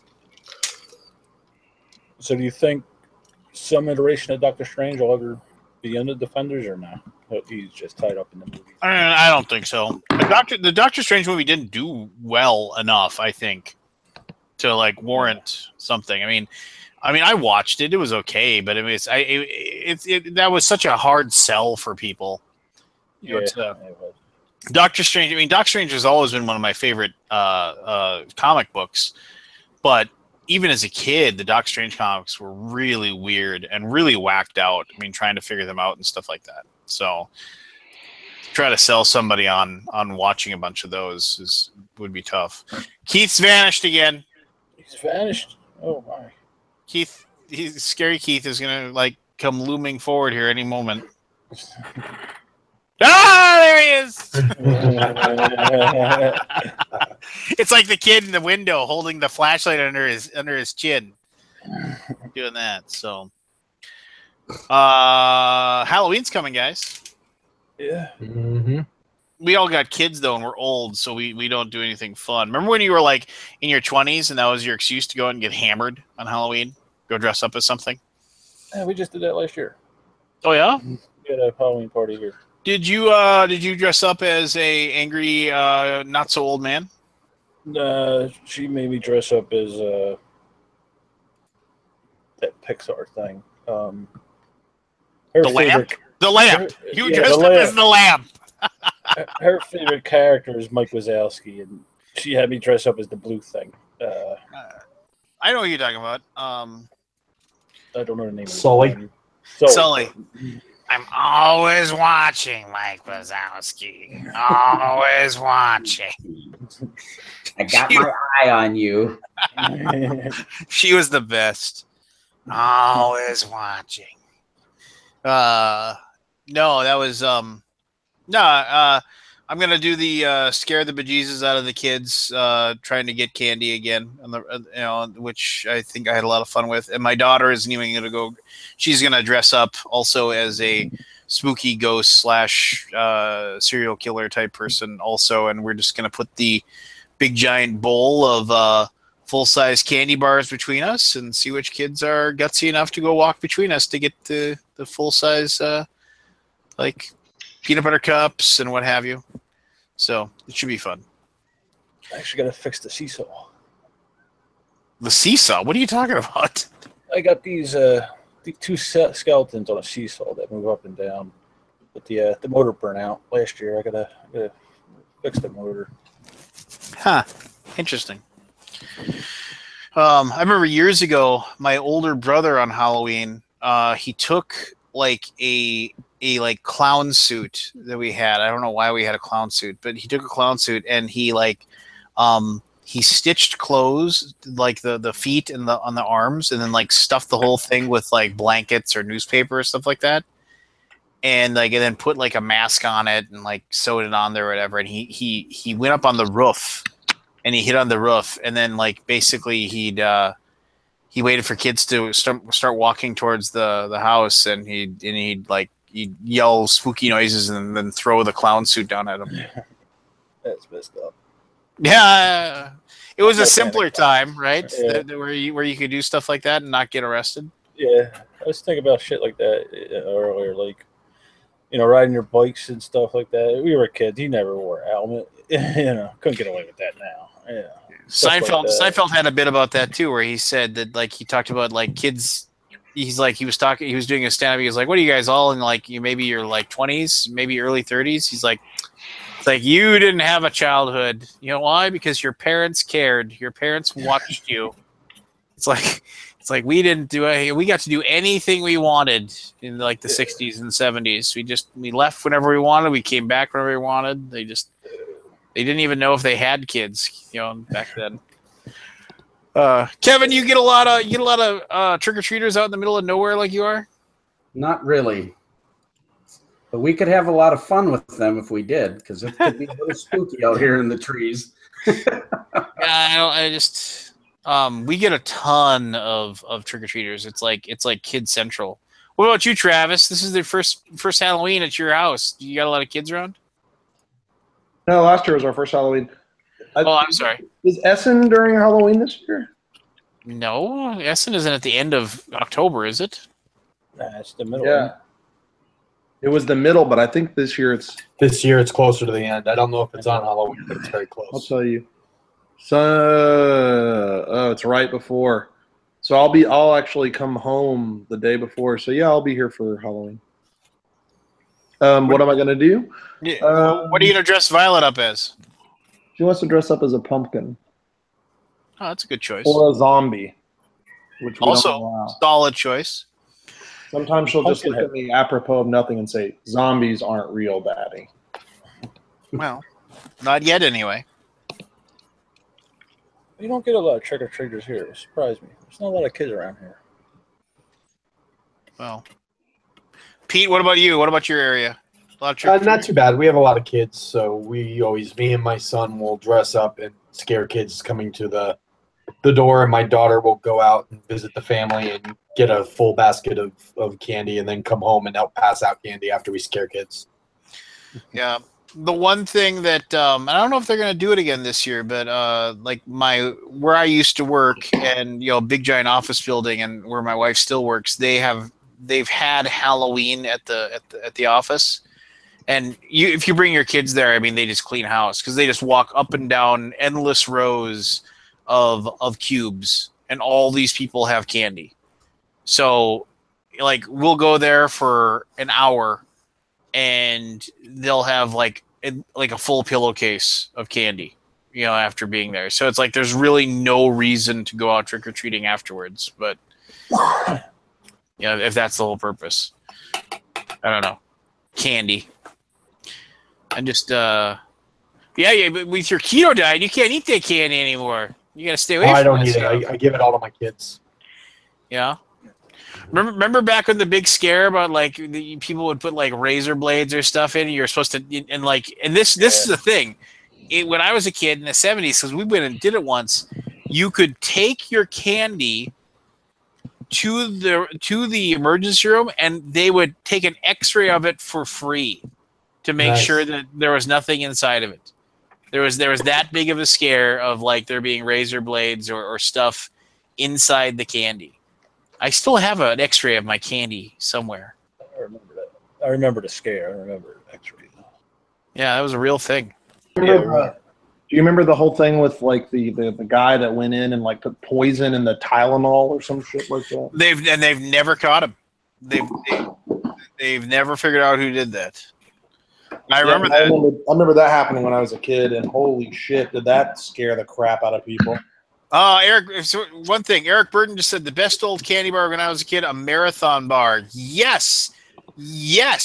And you can still get them, but they're called Curly Whirlies, and you have to get them from Cadbury, based in the UK. But you can order them through Amazon, and they will, and you can pick up. You can get like a box of like 60 of them for like $15. So if you were a big fan of the Marathon, you can still get that. But no, I remember that Tylenol scare. That was like that was when that was where when the whole the safety seal thing came into effect. Now back in the banning on capsules too. Yeah. Anything you open has that safety seal. That's because of that stuff. So yeah, there you go. But then, yeah, that was like that was like the crazy thing. And there was, and then Kabuki Kid just said this thing, a lady who killed her husband with cyanide, but blamed it. There was actually the whole reason why the whole like razor blades and poison and candy and everything like that was a thing. It was a guy that tried to kill his kids with poison. Like by poisoning them, and then he poisoned other kids as well, and so that he could try to collect the insurance on his own children. And yeah, that's screwed up. But yeah, that was Other that's kids. what crazy stuff. But yeah, I don't know. Horrible people. Yes. But yeah, the Tylenol guy, or girl, I should say. You know, there was a not that this is all grim and we're talking about this, but there was a person that was taking like bottles of soda in Tokyo, and like the plastic bottles, and was poisoning them, and then they would go to vending machines and just leave them in the vending machine, like somebody bought it but didn't take it, and people would like, oh, free soda, and then they'd take it and drink it and die. And that was quite the craziness or whatever. So yeah, just people are horrible. Yes, they are. But yeah, like the whole thing is like, for a while there, I think that they thought that Ted Kaczynski was possibly like the Tylenol person, and and they definitely had suspicions of different people, but never have they ever like found something or whatever. So there you go. But yeah, just that person to thank, and that's fine. That's good enough. We can. I gotta head to bed, guys. Thanks so much. Good seeing y'all. Okay, so hey, Game Toppers, we're at $176,000 right now.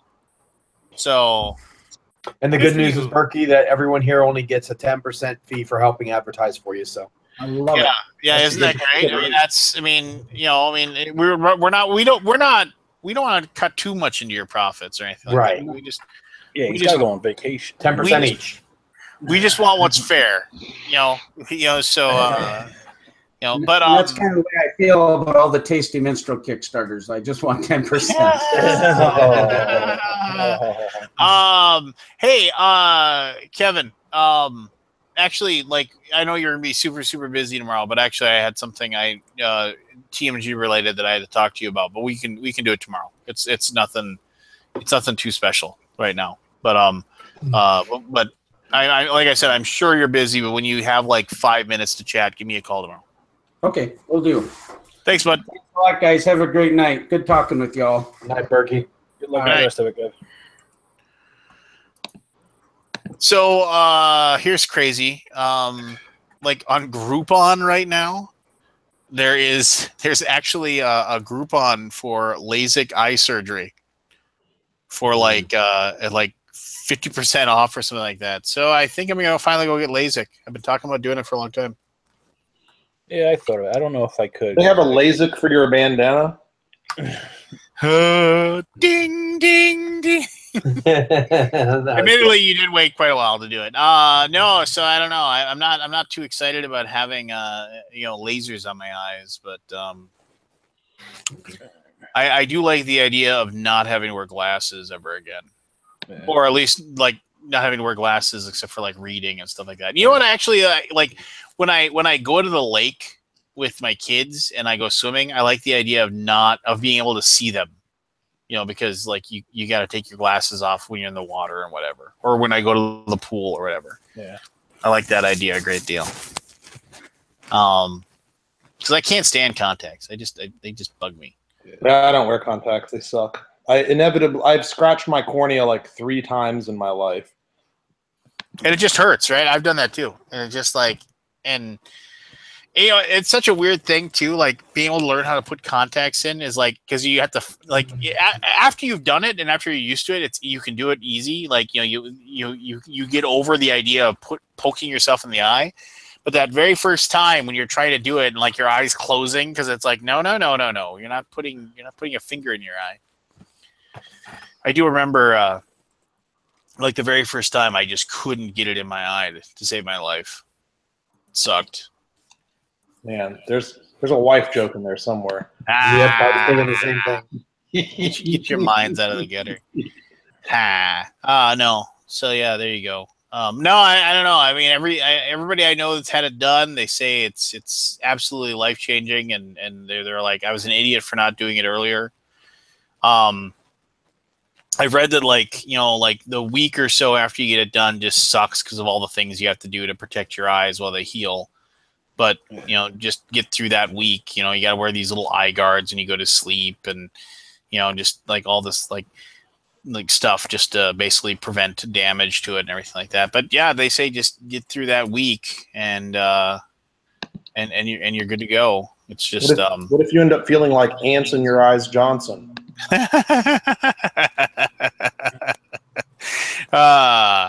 Yeah, I don't know. Like my joke has always been like the day after I get it done is when they let everybody know that it causes incurable eye cancer or something, like it'll be like the day after. But yeah, like I said, everybody who's had it done, it's just like they just talk about how it's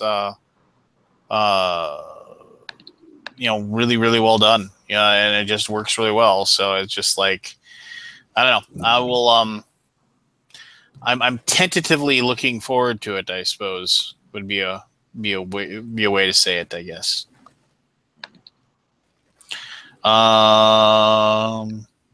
Yeah.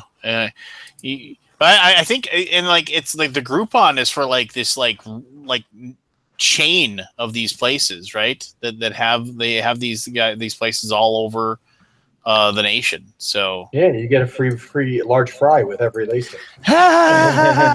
yeah, my wife said it was like, yeah, it's got a Groupon, and so it's like, and I was just kind of like, oh, that sounds really questionable, but it was actually a pretty good deal. It's like half off, right? And then then when I did my due diligence, I researched it, and then I I just kind of went and looked at the things, and one of the things is I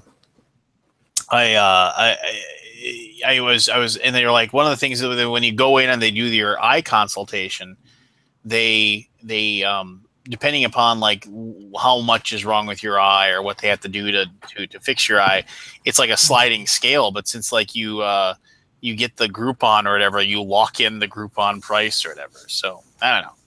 They might be BSing me too. I have no idea. But I think it'll be fine. Yes.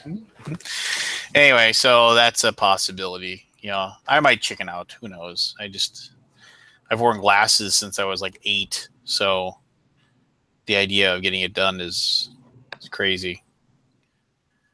Too much reading in bed with a flashlight, I think. But then again, maybe it's just all genetic or whatever. Who knows? But yeah, Groupon, go. Cash in now. Place to go for all your medical.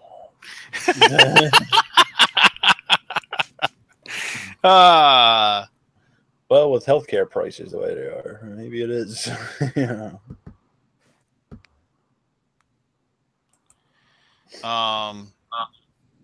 Yeah. So when's your first game coming out, Travis? January 9th. 2018. 2036. 2036.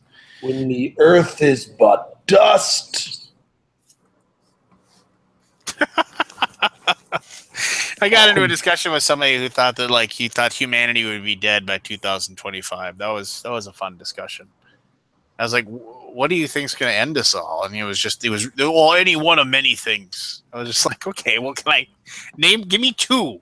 It's just like, oh, well, like a meteor is going to hit us. And I was just like, oh, geez. Well, okay, so. Could happen. Well, it could. Definitely could. It could happen. You laugh now. Yeah. Now who's laughing? As the meteor approaches, Travis makes his last phone call to me. And now who's laughing? Yeah, I'll be like, all right, remember all those times you were a dick to everybody? Yeah. Oh, you go, oh, wah, wah. You'll do that thing. And then all they'll find is your massive skeleton with a bandana wrapped around the skull. The bandana will live forever, right? With one jar of pickled eggs under one arm. Yeah. Oh, my pickled eggs are coming along real well. I haven't succumbed to the temptation yet, but looking forward to it. Trying to think. Have you seen any movies lately? Anything good? I want to see it, but I haven't yet. No, I haven't heard either. a lot of people say it was good, but it's not my kind of movie. No, I really want to see that too. I'm saving myself for Star Wars. No, that'll be good.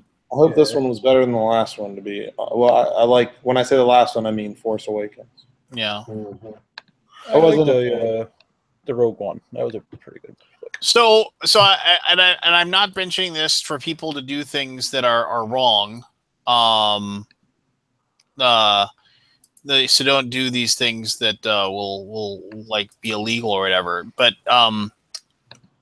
apparently, like on your phone, there is an app that you can download, and you can't download it to Google Play. You got to go to like the website and download it manually.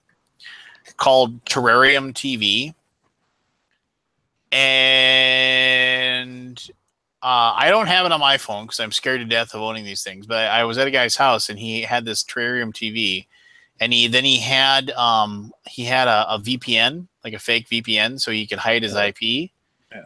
And this Terrarium TV, and then you can Chromecast it, or you basically, like, if you have a Chromecast or a Fire TV or any of those things, it's quite literally every single movie, every single show you can possibly think of, and you can just watch it. I already have Cody. That's the same thing. Yeah, and it's both are highly illegal. You should probably have a VPN to hide it from your ISP so they don't know what you're doing. But yeah, it's just kind of like, well, how is this even possible? How does this even what? It was just kind of like one of those things where I'm stunned that even exists. It's. I mean, I guess it's kind of like when Napster existed, right? Like people are like, really? I can get any song ever for nothing. Basically, yeah. Yeah. You should know if people get around paying for something, they will. Yeah. The people that are hosting are the one that's committing the crime, not you for watching it. Yeah. I think you can still get in trouble with your ISP, for watching it. On a Fire Stick, you can turn that off. You can turn to developer. There's in developer settings, you can turn off the. They say. I do know that the person that made the Kodi app got in trouble with like Dish Network or something. Or like there's a lawsuit. Now I don't know if they're going to win. And I've certainly seen people who have gotten in trouble and then nothing happened. No charges were brought against him. I don't know what ever happened with the Pirate Bay guy. I know that his shit got taken down and then it was back up for a while. I think it got taken down again. Yeah, and that guy was just screaming, "Please find a way to put me away forever." Yeah, that's what it's just like that guy wanted to just go to jail. It just sounded like he just, wanted bad things to happen to him. But it's like any of those torrent sites or anything like that. I mean, it's just if you're not trying to obfuscate what you're doing, you are going to get hammered eventually by somebody. But I don't know. There's reasons to get a fake VPN other than being a douche and stealing everything too. I mean, if you buy into the whole thing where you're supposed to hide what you're doing or whatever. Look at Anthony and his camera. Wow, we can the new guy. see him. Yeah, who are you and what have you done with Mr. Ricano? Is it a new camera or a new computer, Anthony? New camera. Do you actually play Castle Ravenloft? I do. Still? Mm-hmm. Fair enough. Why? You think you've done all the scenarios by now? My kids like it. Oh. And so I have all the minis in one box and all the other stuff in the other box. Are you gonna get the Tomb of whatever box one? No. Why your kids won't like that one? They probably will. I don't care about playing anymore. What kind of shelving is that? That is crappy shelving. So the two on the outsides are crappy Big Lots shelving, and then the one in the middle is two crappy Walmart shelvings on top of each other. Crappy Shelving Solutions by Anthony Ricon. I got the same crappy shelving. I have mismatched crappy shelving. I do not have crappy shelving. Which I am trying to decide if I'm going to hold on to or if I am going to replace when I remodel my family room that I'm in. I don't know. Eventually, I'm going to replace mine. I'm going to build something because these are just bowing and, it's only chipboard. They're starting to fall apart. You're starting to fall apart. I've been falling apart. I'm not starting to. You play anything new, Anthony? Anything you want to talk about? What did I play new? I played Fate of the Elder Gods. That's good. I like that. I like that too. What else did I play? I played Lignum. That was really good. That is really good. And I played the Roar. Also good. Very good. I'm sorry, I have Ruhr Schifart, the original. So you have the ugly one with the bad rulebook. Mm-hmm. I got a printed off loose leaf notebook replacement rulebook for it. Yeah, the new rulebook is like 1 billion times better. I will fully admit that when I tried to play Ruhr Schifart, when I had the game, whatever it is, 3 years ago, like trying to parse through that rulebook was like pulling teeth. Yeah, not easy, not fun. And yeah, that's about it. Did Kingsburg go out of print? Yeah. Did it?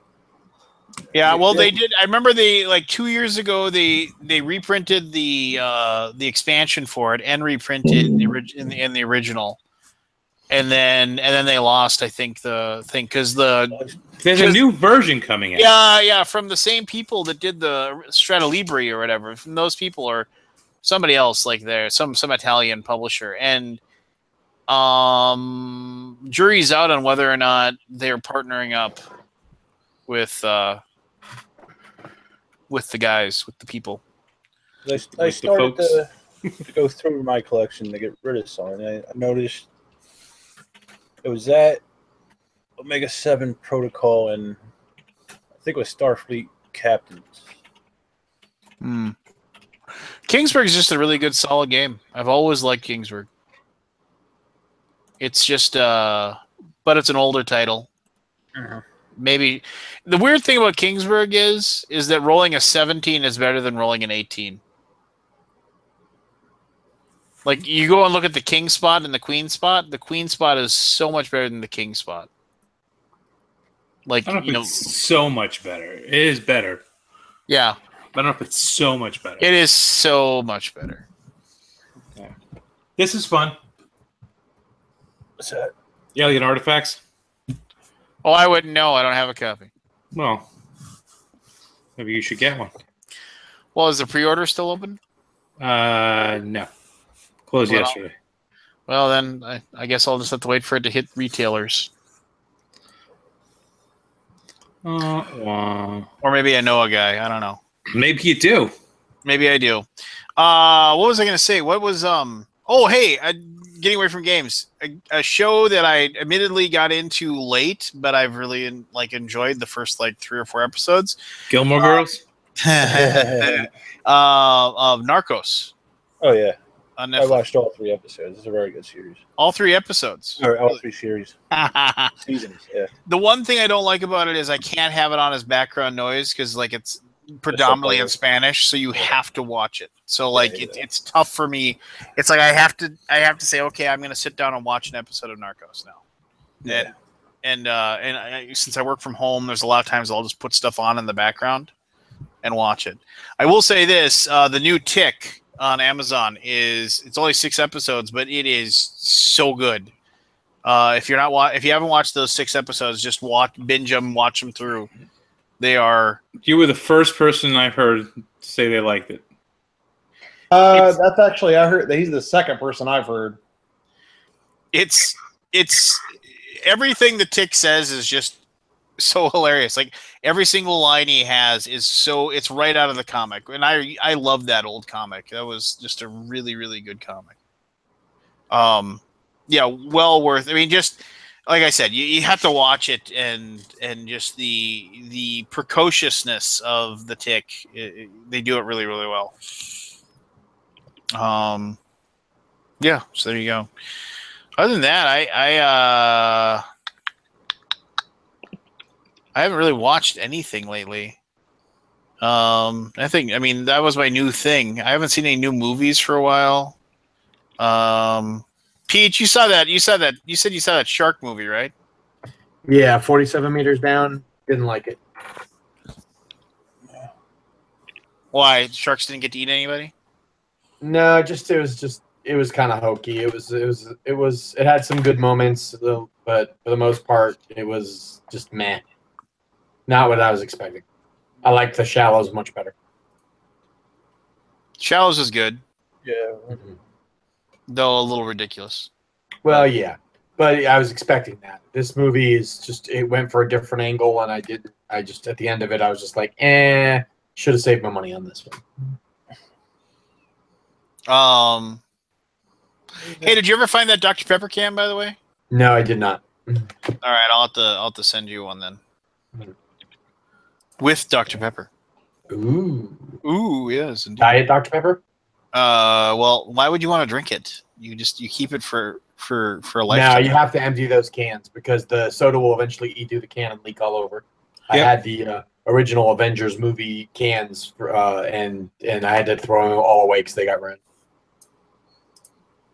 Lies and slander. You're just a tool for Big Can. That's what you are. I'll say this: they opened up a Warhammer store in my hometown, and I'll be danged if I don't think I'll ever back another Reaper Bones again. It's just like the quality. I mean, admittedly you pay for it, but the quality of the miniatures that you get through Warhammer it's so much better. Stuff's amazing. Yeah, but they changed their modeling now too. Well, first of all, Yabbits live in the forest, so. Nah, but I mean, before you would only get one model for like $100 from. Yeah, they've changed that a great deal now. Yeah, they don't do that anymore. It isn't like, yo, you want this one, like demon? That'll be $99, please. Right. I mean, admittedly, it is like $55 for that thing, but it's still way less. That's one thing I never got into though. It's too much of a lifestyle game for me. It's weird. Like I will. My daughter likes going there because she's been painting up her lizard man army, and so we kind of go in there and she's gone to like the painting classes. I mean, it's because it's really cool. The guy who runs it, he sits there and he's very patient and she's gone to like 3 of the painting classes, which are completely free. They give you a miniature and they teach you how to do the different types of painting and things like that. And like the same 3 guys are in there every single time I go there. Like these same 3 miniature guys, and they're either painting or they're warring in a battle, and it's weird. It's like that's where they live. I'm pretty sure that when they when the place closes, they just crawl into a hole somewhere in the basement of the store and then come out the next day. Yeah, they live there. Pretty sure. Good for them.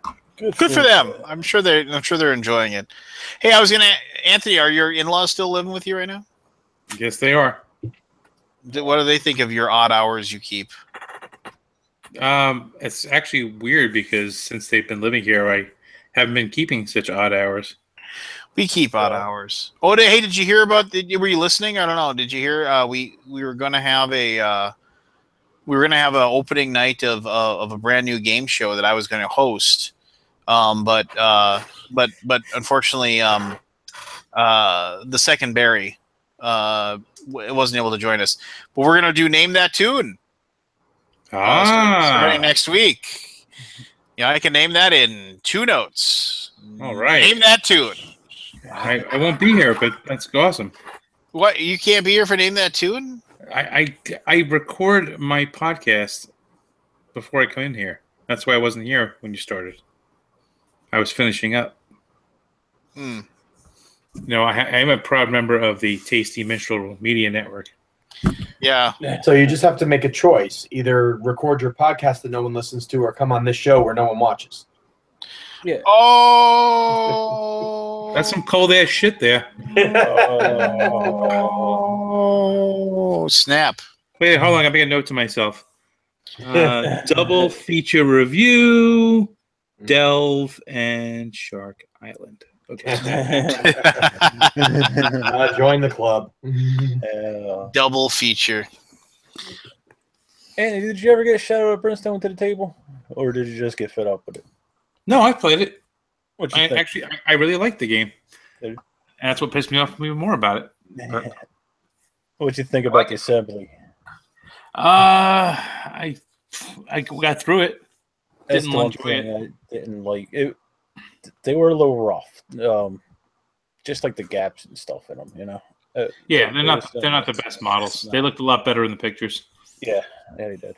But they're I am strongly considering dumping mine, honestly. A lot of people are. I've seen more of those on going for sale on Facebook groups and stuff than I can remember in recent history.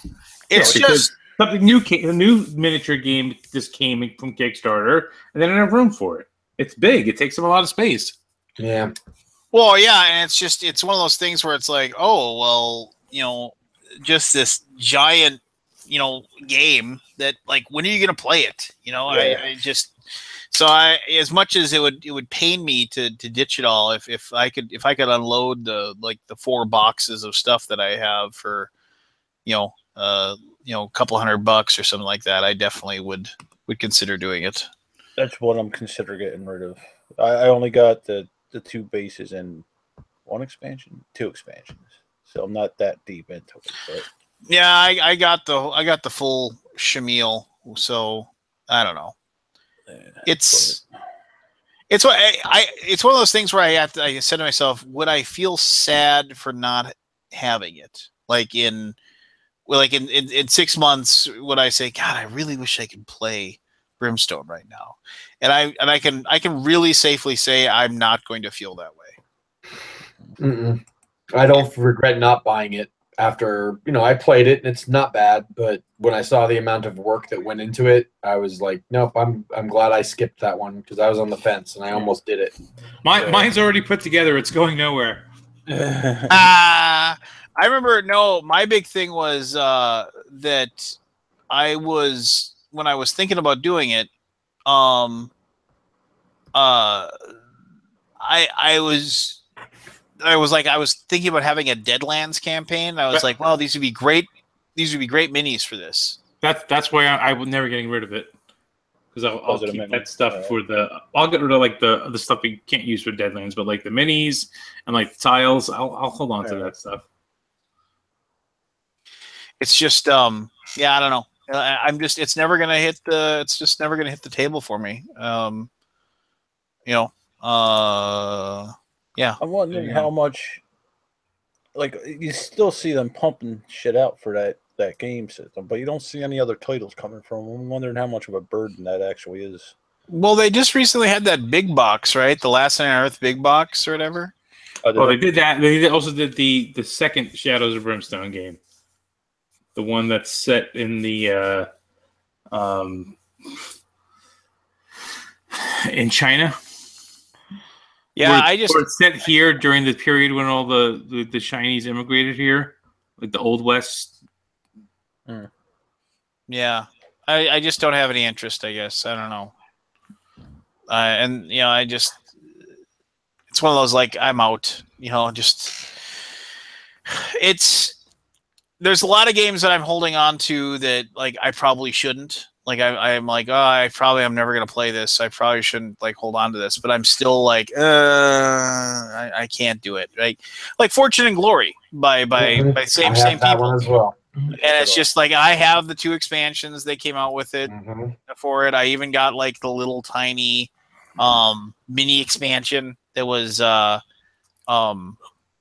like this like there were these 2 little like supplements there's just a bunch of cards that you could add to it. Yep. I went and got those, and it's just kind of like I just can't bring myself to say to get rid of this, even though am I going to play it again in another year?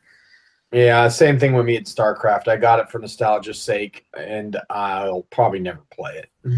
Yeah, I have StarCraft, and I'm kind of sort of looking for a copy of the Brood Invasion, but I mean nobody has it. Like you can't buy it. Well, no, you can't buy it separate. Like unless you want to pay somebody $200 for the box. Right. Everybody's got it mixed in with their base game. I don't need it. I kind of want that Brood expansion. But then again, once again, when am I going to play this?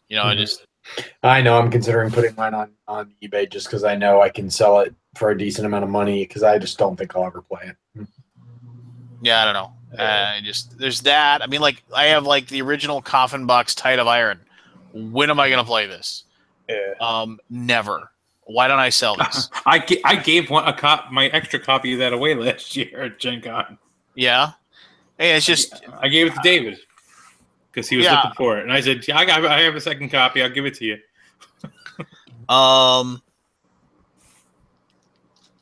What's another one that I just look at and I think, but why don't I get rid of this? Why isn't this hitting the pile? And I don't know. I think you get into a weird moment where you're just like, this is stupid. I don't need this anymore. It's like, but then again, a game that I'm not going to get rid of, like Here I Stand.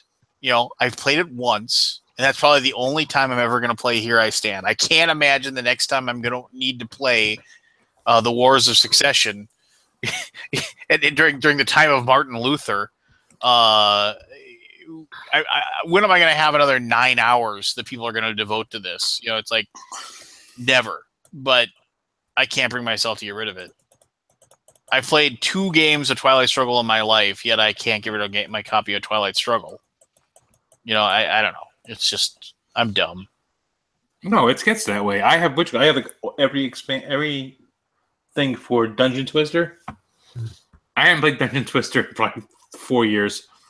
Well, like I have every coin game, and I've played 2 of them once each. Mm-hmm. Why do I have whole shelves of that? I've got whole collections of games that hit a certain genre that I know I'll never play, but I'll never get rid of either. Yeah, I'm not like that. I know, when they were like, "Oh, we reprinted a Distant Plane," well, I better buy it, because it's going to go out of print again, and I'm gonna want it for some reason. I have no idea why. But I'm shelling out $30 or $40 for a Distant Plane, even though it's never gonna see table time. And then I'm like, I'm an idiot. Why am I doing this? Yeah, I'm not like that. Like I like that Star Wars Rebellion, but I'm getting rid of it because it'll never hit the table again. Yeah. I'm looking over at my shelves of personal shame. It's funny because I have games that I've played like 8, 9, 12 times. You've gotten your money's worth out of them. But my copy has never been played. Oh, you played other people's copies. I have stuff like that too. Like I'm looking over at my like all my Feld games. Like Trajan, never played my copy. Oh yeah, I've never played my copy of Trajan ever, but I played Trajan a dozen times. My copy of Feast for Odin still unpunched. I played it 3-4 times just because it's the game. It's a game that always is being played at my game store. So it's like, okay, I'll sit down and play Feast for Odin. It's like, like that. Yeah. My copy of Zulkin is all painted, and it's never been played. God, I want to play Zulkin again. I love that game. Yeah. Never played. Yeah, I'm gonna peruse over here. Let's see here. I'm just surrounded by games that have not been played. No, that's like 2/3 of my collection. Is it? Yeah, sadly, yes. I think I have around 600 games here, and I've got probably 200 or 300 of them that have either never been played, never been punched, or never even been opened. I have Chaos Ball Ball like that. and every single expansion for Chaos Ball, and I played it once. The problem is it's just too busy. You go to all these Yeah. shows, you have lots of friends in the industry, you get a lot of free games, you end up getting way too many at one time, so you maybe play 1 or 2 of them, and the rest hit the shelf, and then you go to another show 2 weeks later, and you get more new releases, you get, the games come out so fast now that if you don't play it in the first week you get it, it's done. forget it. It's a month, 6 months, a year. I mean, I've got games from Gen Con, Origins, Dice Tower Con that are still in shrink that if I don't play them soon, they'll sit till next year. A couple years ago, I got to a point where I just stopped buying them, and if I wouldn't buy another one until I played everything on my shelves. And then, If I did that, I'd never buy it. yeah, You can't do that. Yeah, no. That's crazy talk, Barry. That is crazy stuff. I've got a bag. I've got one of John Roth's like game night bags, like when he had that thing, which is basically canvas bags that were cheap and had a little thing on the side. But anyway, regardless, and it's all it has is like the promos and the cards for all of these games that like you go to a convention, you get it. Oh, hey, you get this promo card. Oh, okay, thanks, cool. And it has all those in there, waiting for me to actually finally crack open the game that promo card goes into, so that I can go ahead and put it in. I just spent this last weekend, I spent like 3 hours going through my stack of promo cards and slitting the cellophane so I could slide them into games just so I could put them with the right game. Oh, I literally know. had a stack of like 50 various promo items that had just needed to be put away. And I finally said, you know what? I'm tired of looking at it. And I just spent a couple hours and did it. And it was heart-wrenching to think of how many games I've got everything for and that are just sitting there collecting dust. Oh no! And so like I'm just looking over here, and I'm like, okay, so I have my copy of D Mocker. When am I ever going to play that? But there's no way I can get rid of that. Okay, a copy. can't play it. Well, I know, but when? When am I going to get 3 of my friends to come over and play a 6.5 hour game about German politics? I'll come over. I know, because D-Mocker is amazing, but I'd have to teach them all how to play it again. I have a copy of Alba Longa, one of the worst games of all time, but I'm never going to get rid of it because it's a Tasty Minstrel game. And they printed they did a 500 copy run, and they'll never reprint it again. And if I got rid of it, I wouldn't have every single game that's been made by Tasty Minstrel. You don't need every single game at Tasty Minstrel. I know, but I mean, I'm dumb. You got a problem, dude. You ever hear of hoarders? We're gonna find you in a pile of shit one day. Like I look it over here and like here's a like remember that board game Dust by FFG?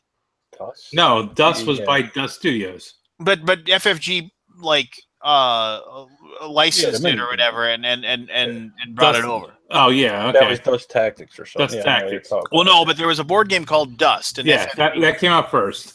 Yeah, it's an okay game, but then they had a game after that, same company called Magnifico, which was this completely crazy oddball dudes on a map fighting each other game about Leonardo da Vinci's crazy war machines, and like you actually had these things, then they could blow up and kill your own things and all this stuff.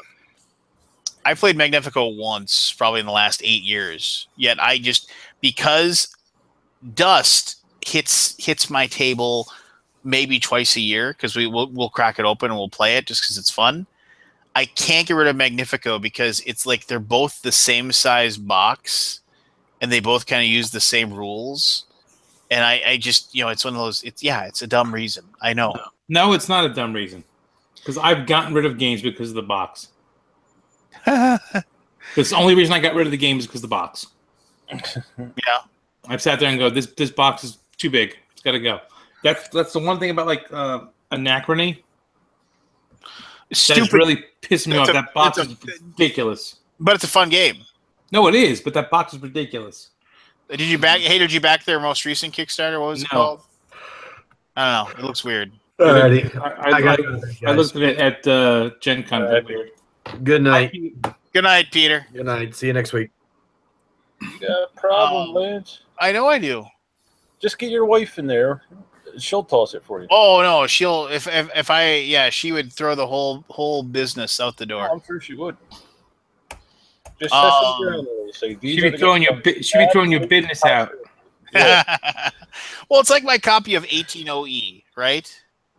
The have you seen 180E? You know what I'm talking about, right? No. Yes. 180E is like the space game. No, hold on a second. Hold on. 1808. Lance moved all his games off the table so he wouldn't make fun of him for not opening them. Yeah. Oh, he said he's switching rooms around. 1808. Was that a train game? Yeah. Oh, okay.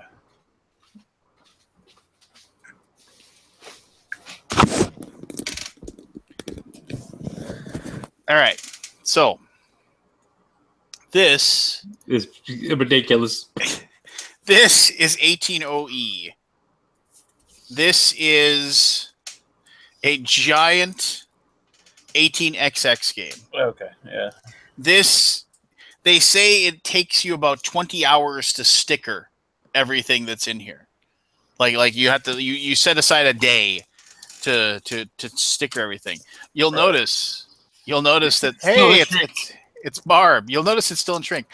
I don't know. I ran into the guy that published this. Basically, he ran a Kickstarter, and he was just there playing.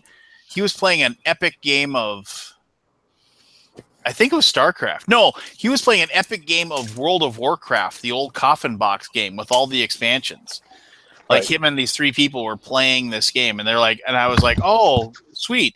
And I was like, hey, when, it's like, and somebody told me you have these copies. And then he's like, yeah, I do. I got a couple in my trunk. And I was just like, well, how much do they cost? And he gave me a cost total for it. And I was like, I really like one. When can I meet up with you? And he's like, well, I'm going to be here for at least another 6 hours playing this. But when we take a break here in an hour, I'll go to my car and I'll get it out of the trunk. And you can come back in an hour or so. And I just had a happenstance moment where I ran into the guy. So I picked this up. I don't know if I'll ever play. This is 180E. It is literally the Orient Express. It is an 18XX game that takes like Scott Nicholson told me that he had a he went to a convention and there were like 4 hardcore 18XX guys that decided they were going to play 180E for that convention. They started the first day of the convention on Friday, and they called it a wrap on Sunday at 6, and they didn't finish it. And that's all they played. All they did was play 18XX and 180E. That's all they did. And I'm dumb. What happened to Barry? Did he explode? I don't know. His computer was doing weird stuff. He was doing weird stuff with it. I don't know. So, but there you go. You know what that thing's going for? What, 180E? Yeah. I don't know how much. So in the geek market right now, there's a new copy, $230. Wow.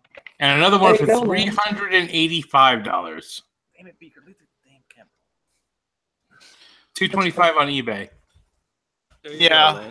You sell this. How shit, badly do you can want take your that wife game? to Germany?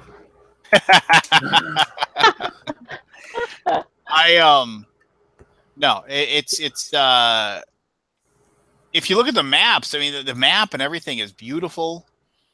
it looks like it would be absolutely fantastic to play. But do you need it? Do you need it? It's not about needing it. No, it's not. I have all the blocks in the East-West Africa games down there that I had wanted for so long, and I had a chance to buy them, and I bought them all. And I am probably never going to play that game in the next 10 years. But I own them all. They're all down there. Think about your poor kids, Lance. What are they going to do when you die and they got to clean out that goddamn room full of all them games? Think about their poor little backs.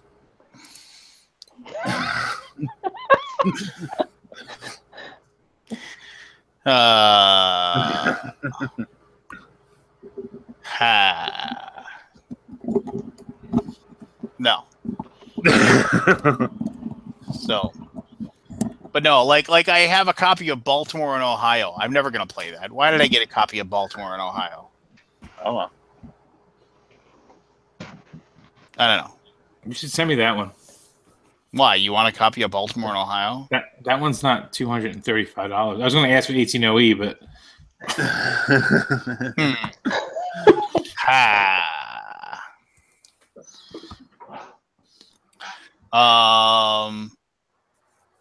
yeah, so there you go. But what else is new? Hey, Barb, what are you doing? You up late? Doing whatever? I'm in my office, and I was coming back to work before I go to bed. And I said to jump on. So, hello, jumping on. For those of you who don't know, Barb is also employed by the Dargan, the Tasty Minstrel Games. Yeah. Now, are you going to go? Are you going to BGG Con, or what's going on?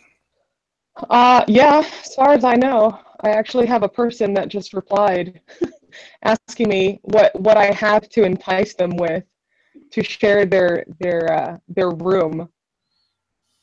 Well, So I told you. I know. In case you can't get the two queens though. Well, I mean, no, because air mattress or queen. I even asked Matt. I was like, Matt, would you rather sleep on the floor or on an air mattress, like with Lance, or potentially grab a room with strangers but have a bed? That was huge. I was actually really surprised that he would rather go with strangers. So. Oh, that hurts. I know, it's weird, right? I was hurt by this. On your behalf, of course. But yeah.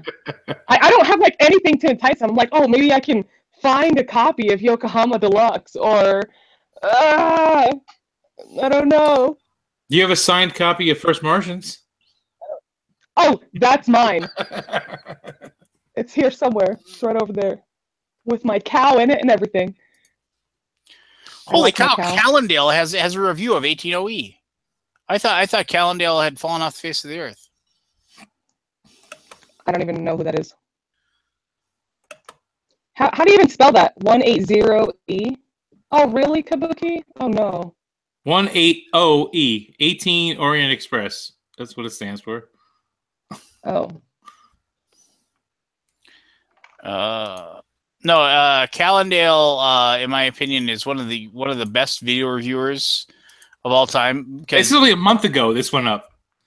Yeah, I literally thought he had, because he said he had left.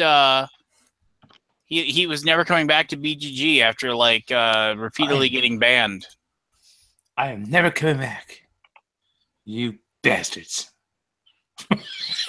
No, I enjoy him because he is like literally stream of consciousness when he does his videos. And then there were times in I remember one time during a video, not only did he get a phone call that he answered, and he didn't bother stopping the video at all. He had a phone like a 2-minute phone conversation. Then he got off the phone call and he went back to reviewing the game that he was talking about. And then there was a knock on the door because the postal service showed up. And so he went to his door and he got a package, and then he went and came and put it down, and then he just came back. Literally he just starts up his video, and I'm not even gonna bother editing. I'm just gonna be done with this. Him and that Hello Gregor guy are nuts. You know who I'm talking about, don't you, Anthony? I think so. The Hello Gregor guy he almost every one of his reviews was some sort of weird performance art. Yeah.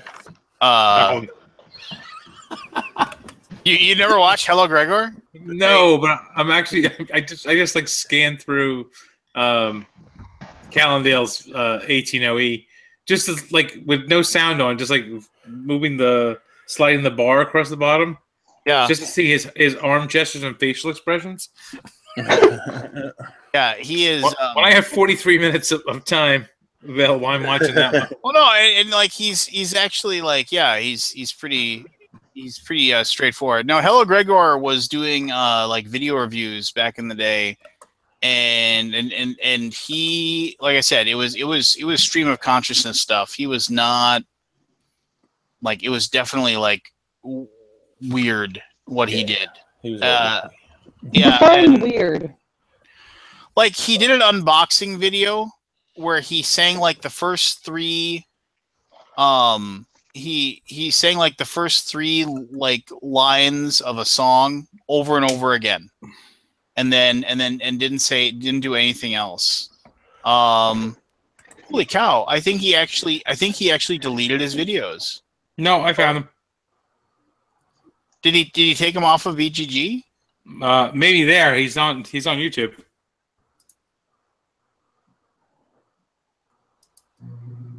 Yeah, he's on YouTube. Yeah, like go and look at the Virgin Queen. That's the best video ever. Now I know exactly who you're talking about. Yeah, like the Virgin Queen video that he did, which was like, yeah, I mean, he was literally like he lost his mind. He just sang like the first three lines of a song over and over again the entire time. What was the song too? It was something crazy. Hold on, I'm getting to it. Oh crap! And his review of Imperial was also very good. Like, he would just like he was completely out in left field with Imperial. And there was another one he talked about where he would just talk about, he would do a review and then he would talk about it. It also has elephants. He would just say that every once in a while. What? Is he not all there? Is that, like I said, it was just watch. Okay, so watch, like, go to Hello Gregor on YouTube, and then watch his video for Illuminati. Okay. And, like, literally, he shows up and he walks over and sits at this little tiny desk, and he opens up a drawer and he takes out the game and then turns around to look at you while there's a pirate flag in front of him. And he just kind of like, he's like, oh, you should just share your screen. Just do it. And then people are like, this is a horrible review. Why would you review a game like this? And like, he's just like, no, it doesn't matter. You're crazy. I'm crazy. It doesn't matter. You know. All right. Like, Lance, hold on. Stop talking for 1 minute. Okay. How do you guys find these people? Well, back when nobody was doing video reviews, Hello Gregor was one of the few people that did. Share your screen, buddy. Hold on. You just need the audio.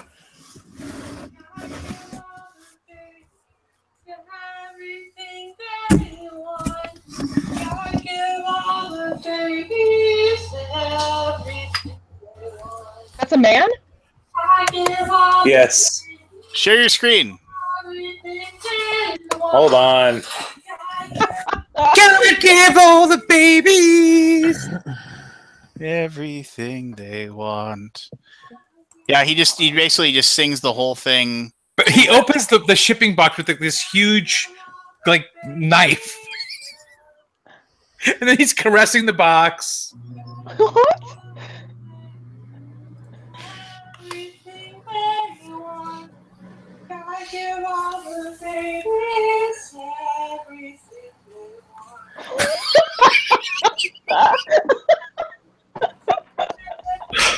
It's 3 minutes and 38 seconds of him unboxing the game and just singing that over and over again.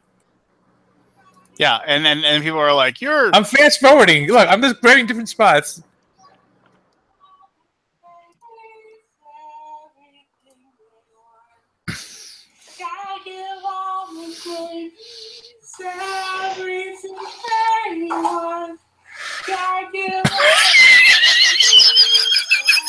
No, that's all he does. And every single one was just. So if you look at my screen, okay, that's the opening for the Illuminati. Just like this weird little. And I won't play the audio, but basically it's like, I'm just gonna go over here. I'm gonna sit at this table, not facing you. I'm gonna take the game out of this weird drawer, and I'm just gonna, I'm gonna talk to you off in this weird angle. I got a pirate flag in front of me. I mean, it's just, and this is one of the more cohesive things. So he's actually talking about the game and talking about what you do.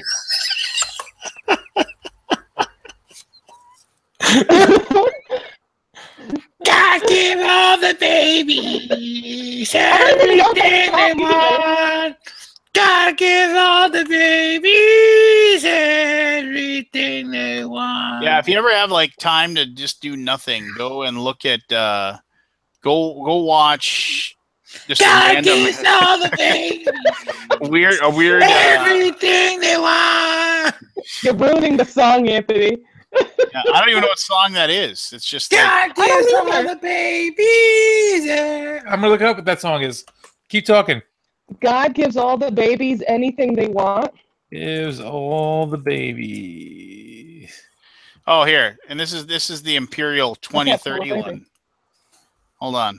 Oh, another thing. I own like every game by Matt Gertz, and I've played like 2 of them. Why? I am missing one, I think, at this point. Which one? Antique 2. Yeah, it's not worth the pickup. I didn't think so. Unless you had to complete it or something like that. My missing ingredient was 2030 Imperial 2030. Oh wait, actually, I don't have that one either because I can't stand the art. It just got re-released, so if you want to get it, you can. But anyway, so this is his Imperial 2030, and this is the one where he goes, "It's also got elephants," and he just says that over and over all the time. Like, hold on. The weird thing about that song is that song does not exist. Yeah, no, I can't find it. It almost looks like maybe it's a prayer, or I'm finding weird religious stuff. God gives all the babies anything they want. God gives all the babies anything they want. I'm gonna do that all next week, Lance. Oh, for the entire gonna, like, replay over and over and over and over in my head. For the entire 4.5 hour Alaboom. Well, you gotta have a goal in the background. But yeah, this is the one where he, like his Imperial 2030. He'll end up talking about elephants at random points in this video. They are a great animal. Yeah, it's also got elephants. Did you see he has a stuffed animal in the background? It's an elephant. God gives all the elephants anything they want. If I could punch you through the screen, Anthony.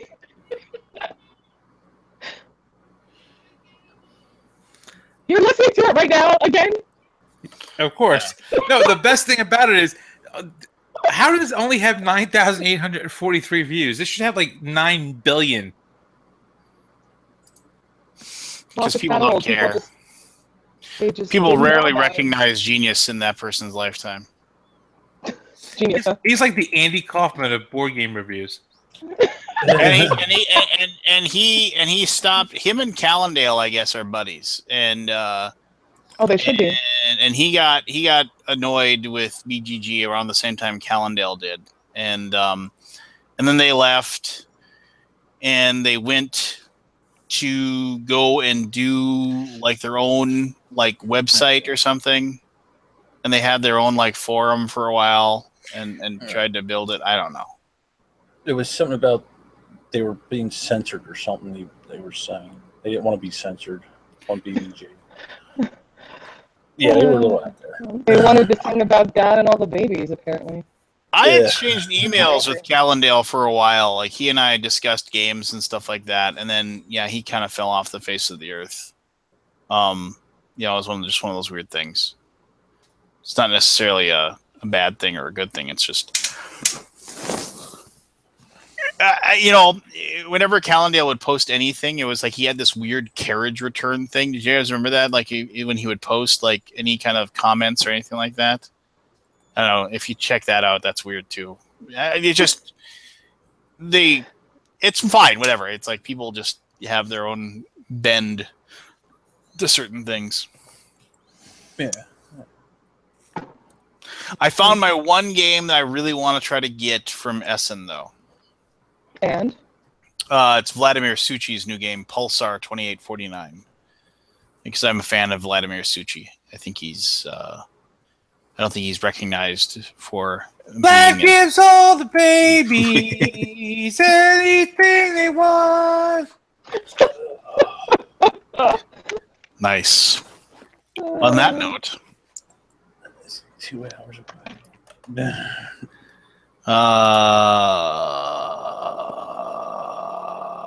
So what all did you guys talk about today? We talked about God and babies and giving them things they want. Of course. Anything else? Maybe board game related? What did I miss?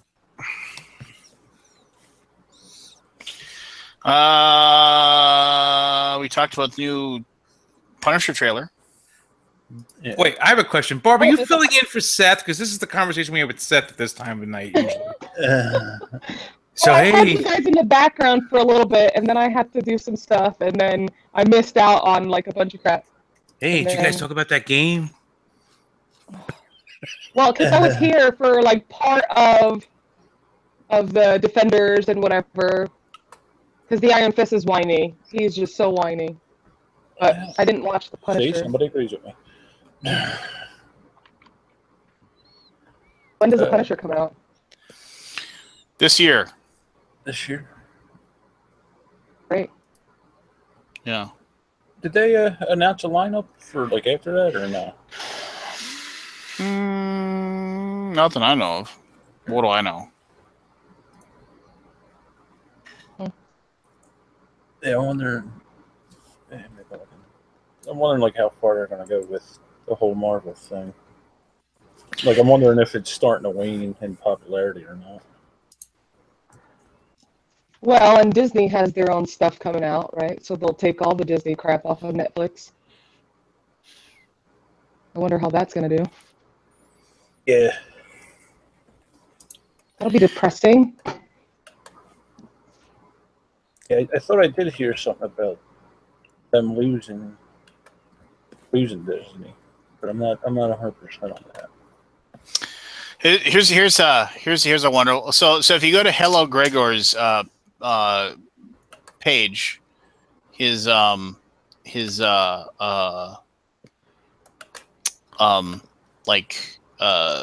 ID on the old Board Game Geek.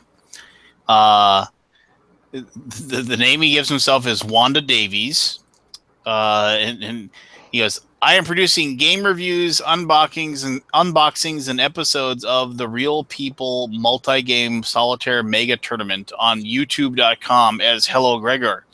I'm starting to curate my videos over at the refreshing site, The Game Box, GamesOnTables.com. If you encountered the businessman, but nothing happens, then later you again encounter the businessman, and he becomes an ally. You can choose if it is the same businessman." What? And then causes of extinction: 1, smoke; 2, hemorrhaging; 3, pharmaceuticals; 4, loss of habitat; 5, frigid conditions; 6, discompassion. Yeah, like I said, the guy's a nutball. Or he's a perfectly crafted nutball. Well, his last login was yesterday. Oh, I think they still use it as a resource. I just don't think they use it for anything other than they don't. I mean, I'm not going to get into a big giant rabbit hole of talking about how much BGG has changed, but I mean, there is a lot of, I mean, it's definitely not the same BGG that I remember when I used it a lot, and two, it's just like about 4 or 5 years ago, people that had more openness available to them, like as far as like more free reign, when the website kind of maybe condensed a little bit, and like they pulled in some of like the radicals, those people felt like their little like corner of the internet where they kind of got to act how they wanted or whatever got kind of trudged upon or whatever, and then they they left. There was an unmoss group of people that just were like, okay, well, we're done, and they just and they moved on or whatever. It's neither good nor bad, I guess, but it's one of those things. But I don't know. You remember that there, Anthony? He's gone. He's gone. He's going. Oh, he's muted. Well, no, he probably got up. He's just yeah. away from his desk, as it were. Yeah, it was just one of those things. There is a Jessica Jones season 2 coming next year. That's exciting. Luke Cage season 2, a Daredevil 3, and an Iron Fist 2 that are confirmed so far. So I guess not. Yeah, I thought I heard Disney bailed out of the deal. I guess I was wrong. Maybe it's just a movie end. Maybe. I don't know. Well, when is Disney supposed to launch their whatever it is? That I don't know. I'll have to look.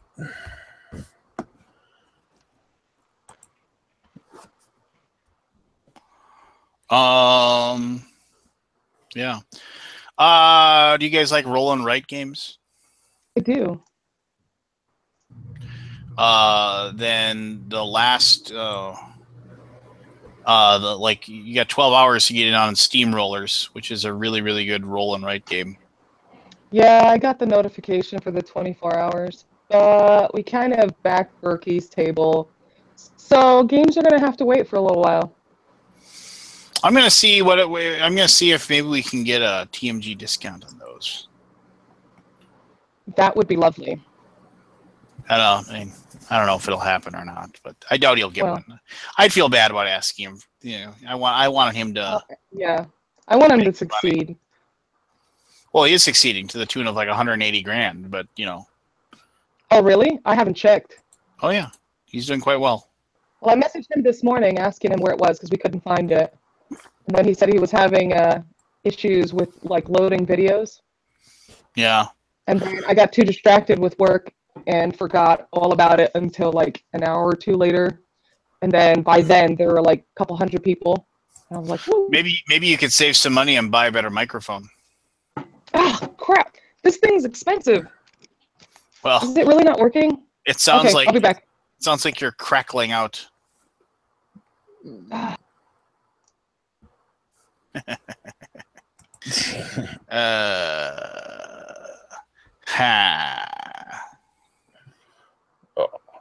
Was she have to reboot?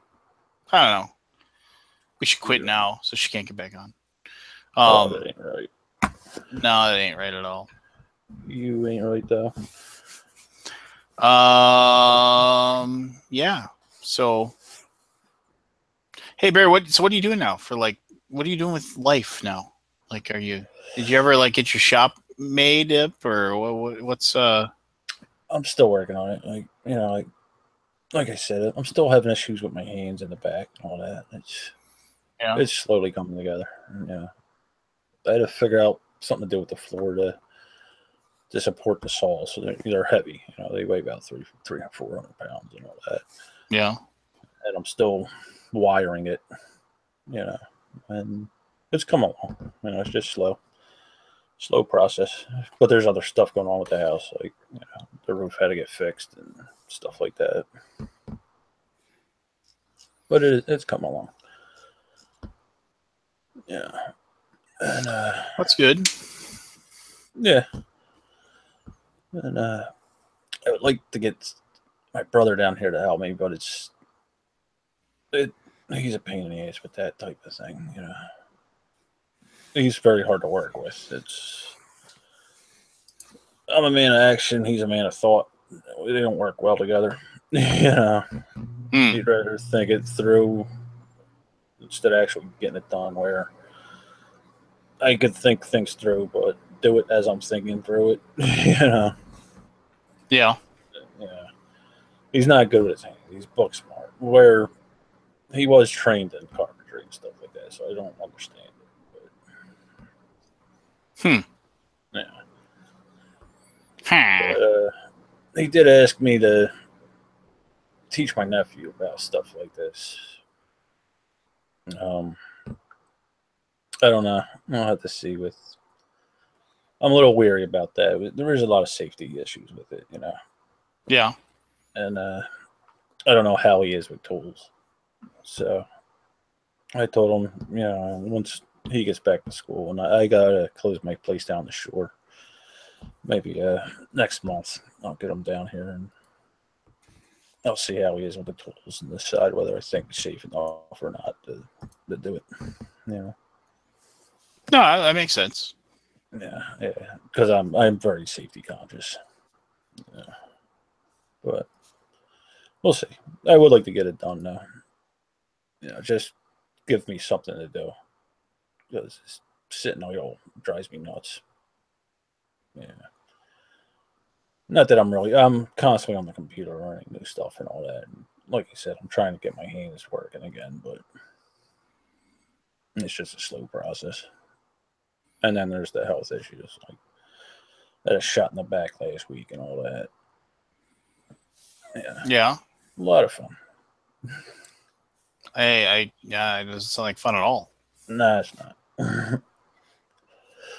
Especially since I had to go to that funeral, so it was unsedated. Yeah, I had to drive. So, you know, my grandfather once famously said, and I've said this, is like he's like, the older I get, the more my calendar fills up with funerals. I'm like, that's pretty grim there, Grandpa. Thank you. Yeah. Nah, this one, I just feel bad with this one. I was close. It was a guy I worked with, and I was pretty close with him. I haven't talked to him in about 6 months. Like, I knew he was sick he died of pancreatic cancer.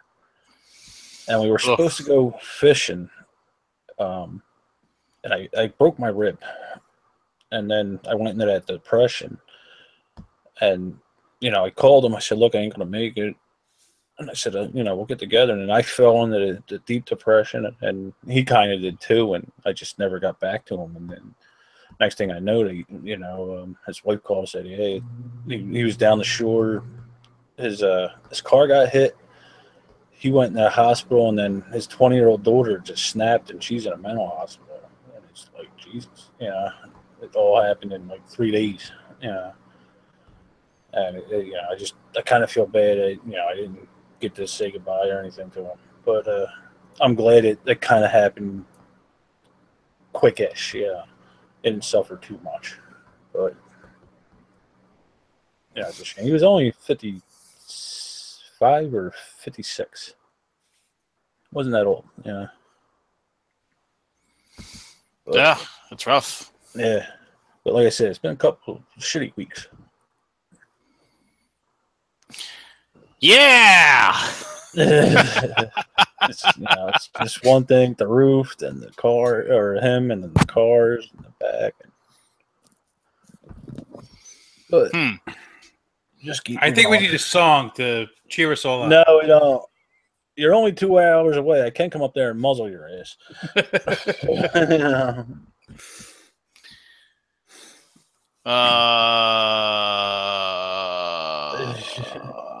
So I've been telling my daughter dad jokes lately, and having fun with her, and so I recently told her, and most of you have heard this joke, and to be fair, I had forgotten that I'd heard it, and I did I tell you the joke about the guy crawling through the desert last week, or did I forget? Did I say that joke? I don't recall, but I wasn't here from. So it was a joke that I've heard before, but when Super Dave told it, it was just hilarious, and he was just like, guys crawling through the desert, just dying.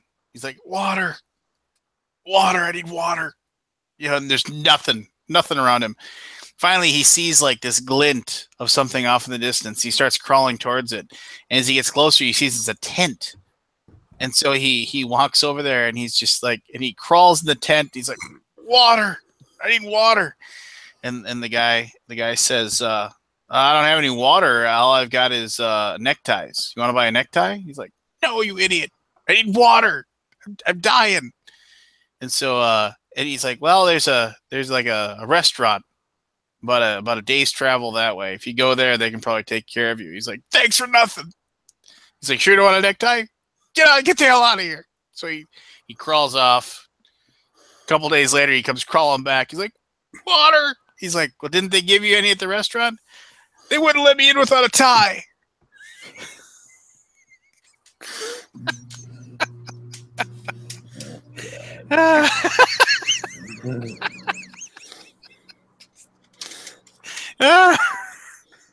Oh, Lance. And then he told a joke. He was like on the same show, Dave Osborne. He told a joke, and he said, and he said, and because he's Jewish, he said, and I can't do the Super Dave Osborne, that scratchy voice that he's got. He can barely talk, and so I don't want to try, but I want to. He's like, I'm gonna tell you a joke. Only you gotta be Jewish to get it. And he told the joke, and the one Jewish guy laughed about it, but then and then the other guy, and then the other person didn't get it, and they had to explain it to him. So I don't know. And he's just like, he said, 2 Gentile businessmen meet each other on the street. The first one says, how's business? And the second one says, great.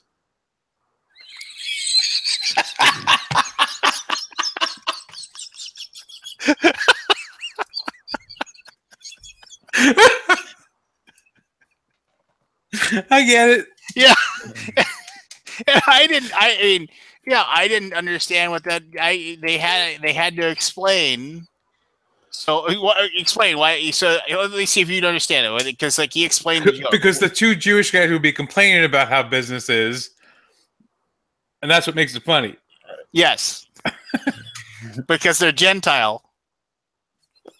Because they're not Jewish. They go great. Because everybody else would complain. Oh, that's funny. Now, when you said dad jokes, I thought you meant like the classic stuff, like I'm hungry. Hi, hungry. I'm dad. Yeah, no, like dad jokes are like, like when you say, why did the otter cross the road to get to the otter side? I busted out some of my favorite like elephant jokes against my daughter. Like, what did Tarzan say when he saw an elephant coming over the hill? Hey, look, there's an elephant coming over the hill. And it's like, then you say, what did Tarzan say when he saw a whole herd of elephants coming over the hill?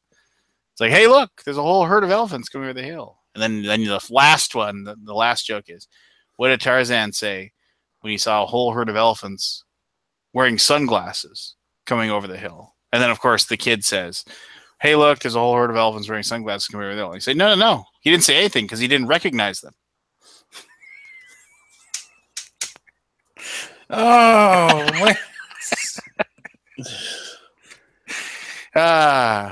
Yeah, no. My daughter has learned the narrowing of the eyes when she deals with me. My daughter like in the first 2 weeks of school, she lost 2 jackets. Like literally, like couldn't find them. Like was carrying them, dropped them somewhere. We told them like repeated. We asked her repeatedly, and not like they were like one was like $80, the other one was like $75. It was like it's like what are you doing? You know, it's like why can't you just remember to take care of this stuff? And she and I told her, have you gone to the Lost and Found? It's a new school, so she hadn't been there. I was like, have you gone to the Lost and Found? I must have asked her that 1,000 times. Have you gone to the Lost and Found? And she's like, she always said, oh, you know, it's like I don't know where it is or anything like that. And so she finally goes to the Lost and Found, and she comes back and she's got both the jackets. I was like, what? You know, she was grounded for a day. Like it was just a bad deal. You know, we were like losing our mind with her. And I was like, how much better would your life had been if you had just went and looked in the Lost and Found that very first day? Because then she'd forget to go look. You know, it's like why wouldn't you go look for your jackets? You know you're in trouble. And so then today, like she comes, I see her get off the bus and she's walking to the house and she doesn't have her jacket on.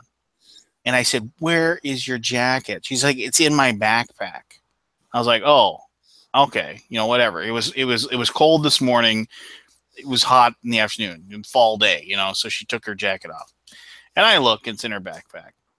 So, of course, being me, without her noticing, I take her jacket out of her backpack, and I go hide it somewhere.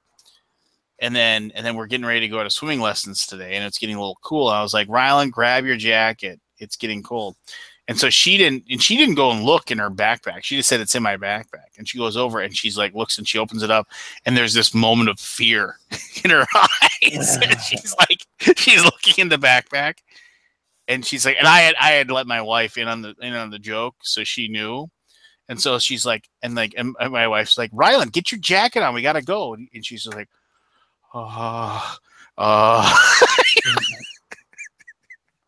and some people would say that's cruel. I like to think that is comedy gold. I think that moment of relief when like I opened up the closet and there it is hanging up and she sees it, like she wouldn't have had that moment of relief if you know if she, you know, I mean, you know, she had to have that couple minutes of fear, you know, for a moment. And yeah, it was probably cruel, but still. Responsibility. Yeah. No, she's a good kid, but she's yeah, there you go. She's very forgetful, like her dad. I can't remember anything anymore. Speaking of jackets, I'll tell you a funny story about my father when he was a kid. So my father used to always lose his gloves, his mittens, like whatever it was that they gave him to put on his hands, he would lose. So my father's mother passed away when he was 5. So he was raised by my great grandmother and his aunt. Well, my grandfather was at work during the day. So my great grandmother got so upset with my father constantly losing his gloves that she actually sewed them, the end of them, to his pea coat. Yeah. And then he lost the whole pea coat. That'll teach her. So, any more dad jokes, Lance? Oh, I mean, there's tons. I could unleash them all on my children tomorrow. No, it was like there's like lines like well, the other ones like you can say, how can you tell if an elephant has been in your fridge? The footprints in the pizza. Means nothing, but you know, it's like, what? Yeah, the footprints in the pizza, you can totally tell. What was my father used to tell me like jokes all the time. Well, like one of my favorites that's like you know, old man and old woman are driving down the road, and the woman falls out of the car, and the guy just keeps driving. And there happened to be, and then so she walks, like starts walking down the road, and a police officer sees her, and he pulls over, and he says, "What happened?" She's like, I was right in my car, the door opened up, and I fell out, and my husband kept driving. So they just take off down the highway, lights blaring, whatever. Finally catch up with the guy like 15 minutes later, and they pull him over, and the guy comes running up to the door, and he's like, "Hey, don't you realize your wife fell out of the car like a half hour ago?" He says, "Oh, thank goodness, I thought I'd gone deaf."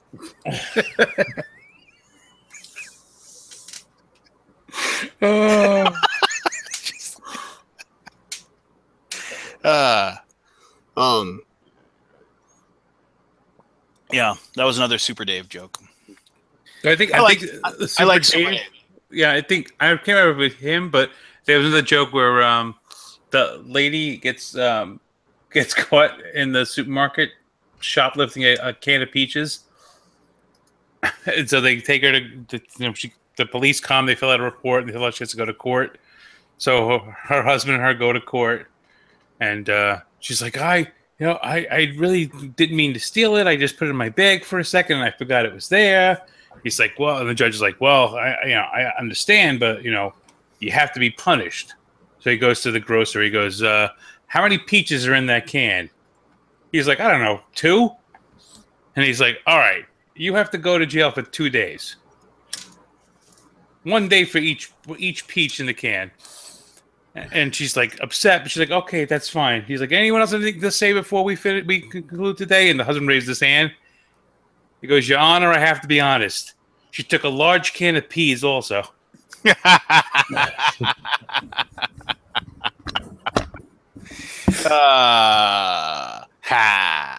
got that one. That's good stuff. No. And then so I was watching Norm, and have you ever heard of Dirty Johnny jokes? Yes. All right, so this one's a little bit dirty. So if you're watching this after the fact or whatever, and don't be listening in headphones or whatever, it's after midnight. It's after midnight, so we can go a little blue. Now it's time for Alaboom After Dark. So I'm gonna try to do it like Norm Macdonald did, and I'm trying to try to do it justice. But he said because they're trading Dirty Johnny jokes, and so he sat there and this is a longer joke, so I appreciate just let me be a little bit theatrical. I'm just gonna let you I'm gonna warn you. So teacher is teaching class, and she said today we're gonna learn about stories about our lives, and we're going to learn about how how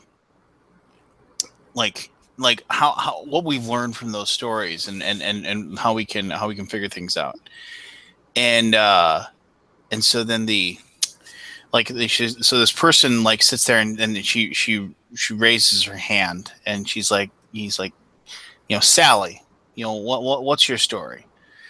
And she said, well, as you know, my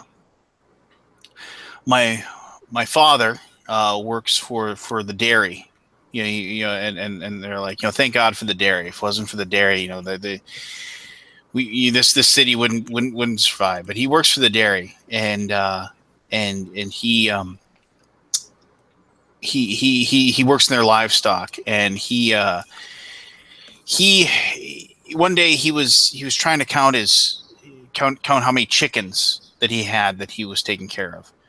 And then when he was counting all of his chickens, he also looked at all of the eggs that the chickens had laid as well, and so he counted them as his chickens. But when the time came to count his chickens, he realized that not all of the eggs had been fertilized, and not all of them hatched, and he ended up with less chickens than he actually had. And they're like, okay, well that's a good story, So what's the lesson that we're learning here? And she goes, well, the lesson is don't count your chickens before they're hatched. and very, very good. That's very good. So does anybody else have a story? And so then another girl raises her hand, and it's like, oh, Penny, what's your story? And he goes, well, my father also works for the dairy. And they're like, oh, okay, that good. Everybody works for the dairy. It's very good. And well, he also had chickens, and they're like, okay, and it's like, and he wanted he was gathering up the eggs to bring to market, and normally he would use several baskets for the eggs, but in this time he didn't want to have to use more than one. And so he put all of the eggs in the one basket. And so when he was traveling to the market, his truck took a bump, and a lot of the eggs fell out, and they ended up breaking. And that wouldn't have happened if he had split them up into several containers. Oh, that's also a very good story. So what can we learn from that? And well, the lesson is, don't put all of your eggs in one basket. And they're like, oh, that's great story, great message. That's good. So does anybody else have a story they want to tell? And Dirty Johnny raises his hand, and she's like, oh, God, Dirty Johnny, this is just not going to be good. But I did when I said I was going to be a teacher. I swore I would never be predisposed against certain children. I would try to treat them all equal. So I'll ask him, it's like, Dirty Johnny, do you have a story for us? And he's like, yes, I do have a story. And he's like, okay, well, go ahead. Well, as you know, my uncle Hector, he doesn't work for the dairy. He didn't go ahead and get a job there. He doesn't have any. He doesn't have the wherewithal to work or to put his mind together. He loves the drink. He just can't put it down. And they say it happened, when he was in the war, and he was over in Vietnam. And his fellow soldiers didn't really like him that much. They didn't think much of him. And so one day they thought they'd do Hector in. So they went out on patrol, and they brought with them a few bottles of alcohol because they knew Hector liked to drink. And so they let him get drunk, and then in the morning they all snuck off, leaving him behind. But they did feel a little bit bad, so they left him a Kalashnikov and a couple of handguns and another bottle of liquor, just because they did feel a little guilty about it. When Hector woke up and he saw what he had, well, the first thing he did was he opened up that bottle of whiskey and he drank it right down. And then he decided that he would try to make it back to civilization. And after crawling through the jungle for a few hours, he stumbled upon a village. Now, he didn't know if he was dealing with Charlie or if the people there, were just civilians, but it didn't matter to him. He just started letting loose with that Kalashnikov, and he didn't matter if it was man, woman, or child. I remember the how it ends. He just started dropping one after another, like using his gun like a farmer with the scythe cutting down wheat. And for the ones that ran and hidden their huts, he threw grenades into them and watched them burn. After a while, the screams, faded, and then all he could hear was the sobbing. But still, he went and hunted down each and every person within that village and killed every single one. And it was after he had slain the last person, he looked down and he realized that he had wet his pants, and he felt shame. But then upon looking inside of his pants, he saw there wasn't urine, but it was ejaculate. And then he felt pride. Like stunned silence within the classroom. And the teacher says, "Good Lord, what's the lesson to that story?" Like, I'll tell you. That means you don't mess with Uncle Hector when he's got a drink on. Oh.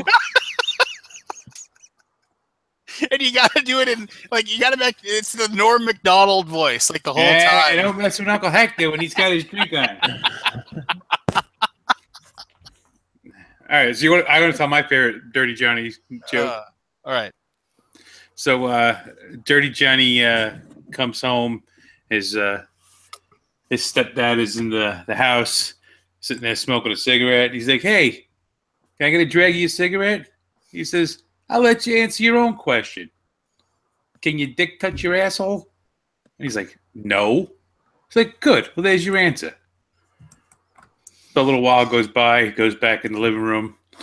Stepfather's drinking a beer. "Hey, can I get a sip of your beer?" "Let me let you answer your own question. Can your dick touch your asshole?" He's like, "No." He's like, "And there's your answer." So Johnny goes into the kitchen, starts making himself an ice cream sundae. His stepfather comes in and goes, "Hey, can I get some of that?" He's like, "Well, let me ask you a question. Can your dick touch your asshole?" And his stepfather goes, "Yeah." He goes, "Good. Go fuck yourself."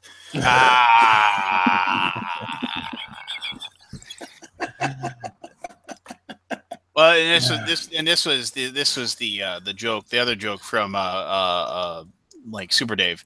He said one night, like whatever, Timmy, he's laying, he's sleeping, and he wakes up and he hears his parents yelling, and so he's kind of worried, and so he goes and he opens up the door to their room, and he sees his mom all dolled up in a French maid outfit, bent over the bed, while his dad, dressed up in leather chaps and a cowboy hat, is just going at it. And he's like, "What's going on?" And he says, it's like, he's like, "Timmy, just go to bed. Dad'll be there in like 20 minutes. You just, this is like, this is none of your business." And he's like, "Oh, okay," and he's all freaked out, and he goes to and he leaves. And after 20 minutes or so, Dad comes down. He starts walking down to Timmy's room, and he hears like a bunch of screaming and yelling coming out of Timmy's room. And he goes and opens it, and there's Timmy just banging away on Grandma. And he says, "What the hell's going on?" And he says, "It ain't so funny when it's your mom, is it?"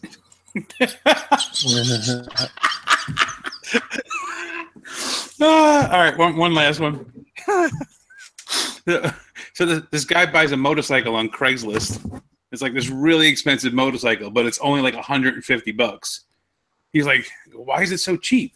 He's like, "Well, there's a leak in the oil pan, and so anytime it rains, the car gets the carburetor gets messed up and everything, and you gotta do all the service." He's like, "But you take some Vaseline and put it around the seal, and it's fine. Just got to keep remembering to do it." He's like, "All right, fine, I can do that." So he gives the guy the $150. He's like, jumps on the bike. He goes over to his girlfriend's house. It's the first time he's having dinner with the family. So she meets him at the door. She's like, "I got to tell you that my family's a little weird, and we have some of these traditions." She's like, "What are you talking about?" He's like, "Well, after dinner, nobody talks." He's like, "What do you mean nobody talks?" He's like, "Well, the first person who talks has to do the dishes." He's like, "That's kind of weird, but all right, fine." So they have dinner. Everyone's busy talking and laughing and everything. And as soon as they finish eating, dead silence. So he's sitting there. And he's like, can't believe it. So he grabs his girlfriend, rips off her clothes, throws her on the table, starts going to town on her. Still, nobody says a word. Looks at her mother, grabs her, throws her on the table, goes to town on her. Still, nobody says a word. He goes to put his jacket on. The jar of Vaseline slips out of his pocket, and the father goes, "All right, fine, I'll do the dishes."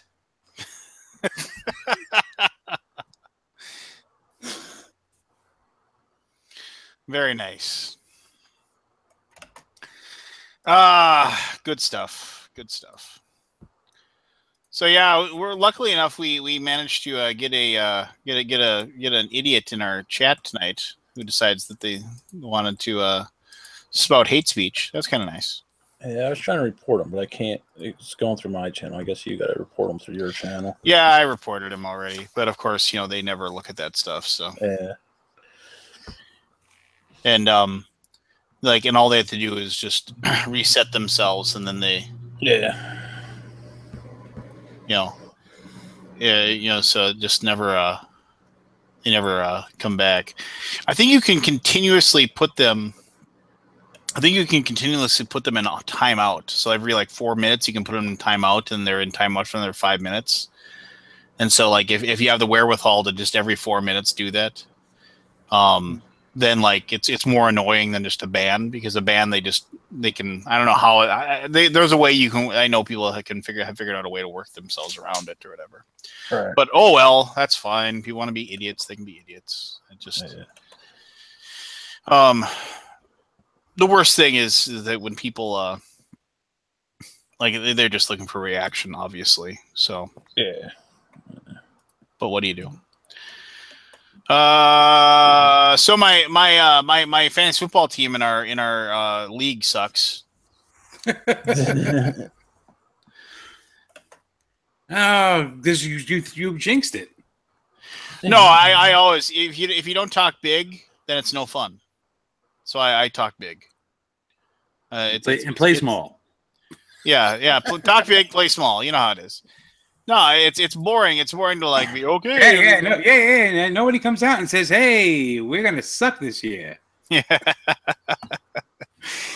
So they don't sell those foam fingers that have 3 on them. It's just plus we do the scoring so screwed up in ours. It's just I'm not a fan.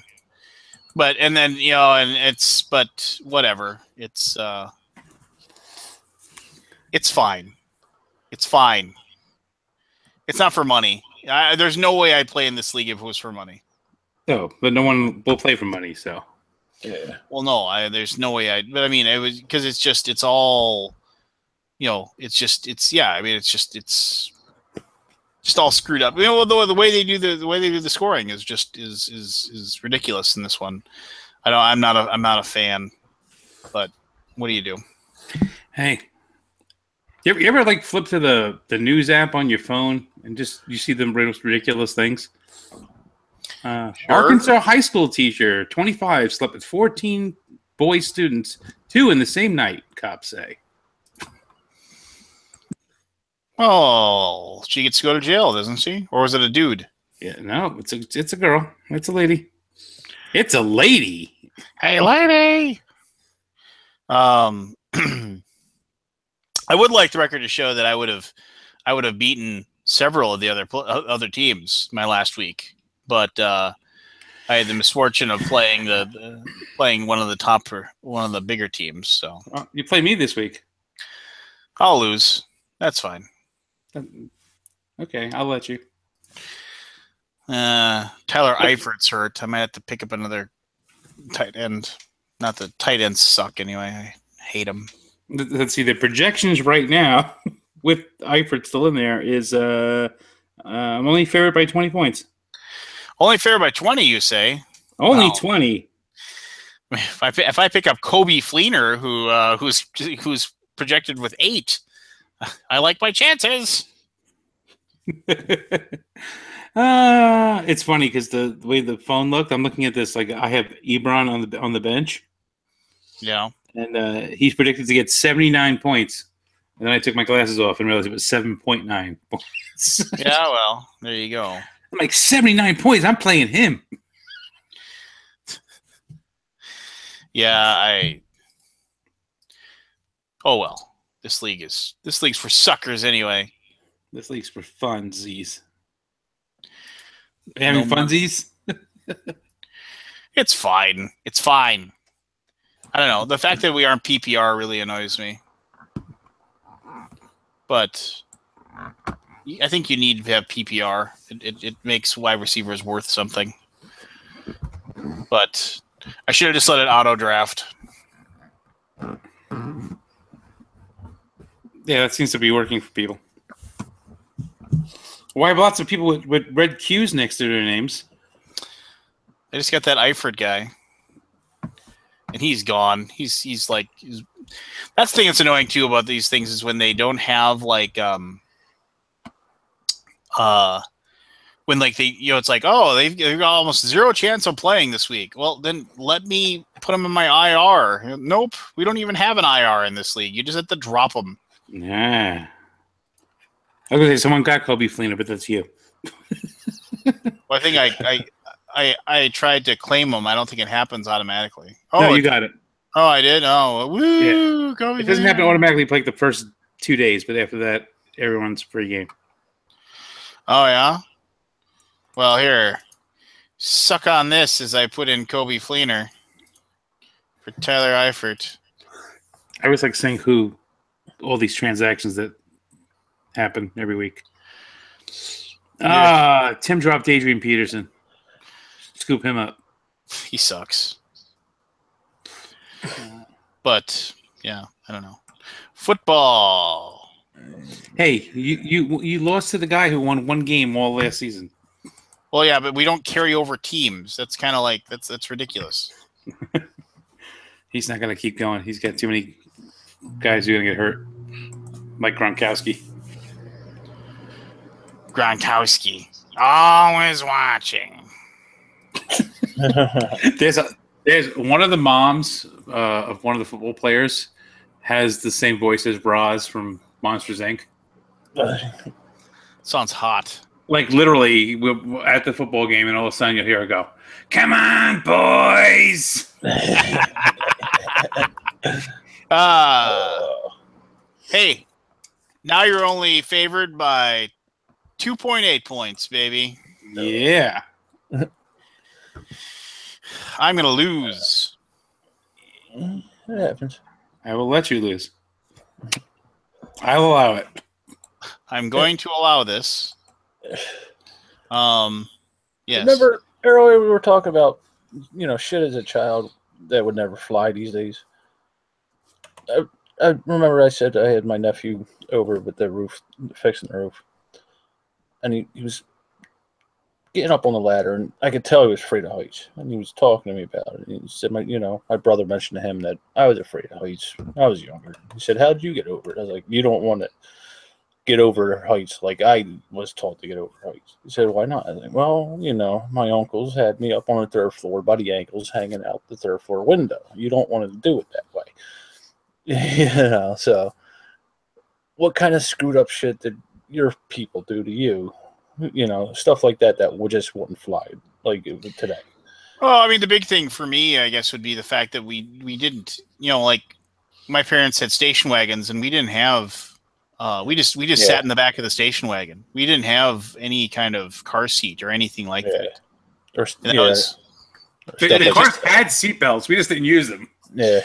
Sitting in the back of a truck bed. My younger brother literally, because back then too, we had the station wagon with the bench seat in the front. So he would literally stand with one leg on each side of the hump in the second row, and would stand up the entire ride anywhere we went. Riding the back of pickup trucks. I can remember riding in the back of a pickup truck for like an hour to ride to the lake. Just sitting in the back. Yeah, I remember that. With my dog in the back. Yeah, I mean, if you saw somebody doing that now, you'd call the cops. Yeah. I remember going.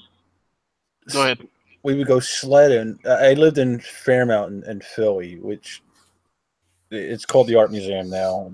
And behind the Art Museum, there was this steep hill that would go right into Kelly Drive, which is like a 2-lane, 3-lane highway. And we'd go sledding down that on a cardboard box, and there's a bunch of these boulders and shit. And we go sledding down that on the cardboard box, and you land in the middle of the street. I'm sure that wouldn't fly now. Yeah. I mean, also the other thing is that like people don't realize that like when I was growing up, like you could not. Everybody smoked everywhere, like right. I mean, it was like it didn't matter where you were. You could smoke in the middle of Macy's. Yeah, I mean, like, yeah, in doctors' offices, like you would be at the mall and people would just be sitting there smoking. I mean, there's ashtrays everywhere. Well, I remember it's funny. I remember being a kid and going to the butcher shop with my grandmother, and the butcher had the cigarette hanging out of his mouth with the ash about that long. No gloves, just smoking, handling the meat, handling the money, and it was like, yeah, okay. Now you gotta put gloves on. You gotta it's people are it's not a bad thing in my opinion. No, but my thing is my kids have gotten sick more times in their short lives than I have gotten sick in my entire life because I played in the dirt and it wasn't, everyone wasn't like being, let's be sterile and make sure no one gets cooties or anything. I don't understand how these kids today are going to live to be, they're the healthier generation. But if you have no immune system to fight off these things because your body is not, getting those things to be exposed to build the immunity for it, I can't see how you do that. My wife literally used to go with the kids and sanitary wipes and cleaning their hands and everything every 2 seconds. And I'm like, let them be dirty. It's okay. You give them a bath later. I don't get the peanut allergy. I never heard of that growing up. How's everybody allergic to peanuts all of a sudden? Oh, the funny thing is, if you ever see George Lopez, so he had he's talking about he goes, I don't get this thing now. Everyone today's got, I'm lactose intolerant. He goes, when I was a kid, maybe you were lactose intolerant. You said, my stomach hurts a little. I got the shits. It wasn't like this whole thing. And that's because people aren't exposed to these things. Yeah. Yes, some things are natural, but these things, someone has to get it and it has to progress from somewhere. I'm sure that people have been allergic to peanuts forever. But, the number of people who are allergic to peanuts that I know, personally from, giving my kids classes or, they're the children of people I work with or whatever. It's, ridiculous how many there are. I'm not saying that people are making it up or whatever, but it's just, there's so much of it. It's so much more common now. People who are, glucose intolerant and people who have celiac disease. Yes, they're real things. I get it. You're not making it up. You're not being, weird and hipster or whatever. But it's just where was all this? And I'm sure it has to do with the fact that, they took things out of foods that when we were kids that were in there, or they added stuff to foods that, for whatever reason. And it's I don't know. I don't get it. There's a weird thing about food in general that's all different. Milk. There's so many friggin' hormones in milk that, if my daughter, she's 16 and, a couple of years ago we were going through the when am I going to get boobies things, because all her friends were getting them and drink more milk. There's so much hormones in milk that you can and she's like, stop talking like that. I'm like, well, you're the one who's concerned with the fact that you're not developing like your friends are. Yeah, we just got the email from our school about the fact that that now we're going to have somebody's got nut allergies. They won't say who, or whatever. So I have a couple of kids who live on peanut butter, basically. So it's okay, so a peanut butter and jelly sandwich is their go-to thing, but now I've got to try to come up with something else for them to eat. It's just it's something that it's I understand, and it's a serious thing, and it's something you need to make sure that they're safe and everything like that. But I mean, I don't know. I don't know. It's one thing we have kids in school. We've had them since the past 15 years or whatever, who have nut allergies. But we have not, luckily, had the situation where it's no nuts are allowed anywhere, within 100 feet of the kid. They handle it in a way that, if it's like a birthday party or whatever, you just you send cupcakes or whatever, just don't send anything with nuts, whatever. But like you can have peanut butter and jelly sandwich. They just make sure that kid sits on the other side of the table, or Yeah, is it better to hide that, or is it better to get it out in the open that they're allergic to this nut thing? Well, that's the whole thing. Is if if one of the kids we knew was severely allergic, and we knew who it was, and we would tell the kids, don't share with so and so, because they could get very sick. Yeah. And it's not just the fact that it's I'm eating peanut butter. There's things that some kids have it so bad that if they have eat something that was made in a place where they make things with nuts, they could get sick. And it would be at least that way, and it's okay, you know what? You can have this, but don't share with Joey. That's not the kid's name, but I'm just making up a name. But I don't know. There's no good answer. It's something where unfortunately you have a situation where kids are it can endangers their lives if for the situation. So you have to have a process where you have to watch out for them. And I recognize that. It is one of those things where it does drive me crazy, where it's okay, well now I've got to figure out something completely different for my kids. My daughter, she'll probably, but my son is he's almost 6 years old, but he's really picky. And and that's a peanut butter and jelly sandwich is his go-to thing, and he.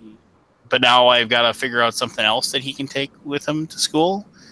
No shot, none. I don't know. It's annoying to me. Yeah, I'm sure it will be. Well, and it's just so okay. So now, he's not going to walk up to somebody and smear their peanut butter on them. And it's just and if the teacher knows that person is allergic, then you're going to make sure that they're not. And the kid knows, right? The kid knows that they can't eat the peanut brittle or the peanut butter sandwich or whatever. They know. And if they're so allergic that if they are even near it, what are you even doing in school in the first place then? I don't know. I'm probably not being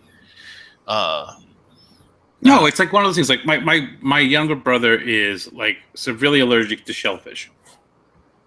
Severely. But he worked in restaurants for years. And once in a while, he would come in contact with the shrimp, and his face would get red and puffy. And then he knew, as long as he wasn't exposed to it for too long, yes, he would be uncomfortable for a while, and then he'd be fine. But yeah, if he had eaten the shrimp, they would have had to rush into the emergency room. Yeah. But even just being if you literally just cut peeled and deveined shrimp and had them in a bowl, and he stood over the bowl for a few minutes, he would get a reaction. That kind of stuff. Yeah, all right, but I don't think peanut allergies are like that. I may be wrong, but I know I have one of my cousin's kids has a nut allergy, tree nuts. I'm supposed to know what nuts come from trees now when the kid's around. No, I just go, okay, you know what? They're coming over. No nuts. There will be no nuts at this gathering. But yeah, it's not I have to take the peanut butter out of the house if they come over. And go hide it in the backyard or something. We sound very insensitive. We do, but I understand. It's this is one of those things where if you say things that are insensitive or whatever, and I get why people would take that, but I don't know.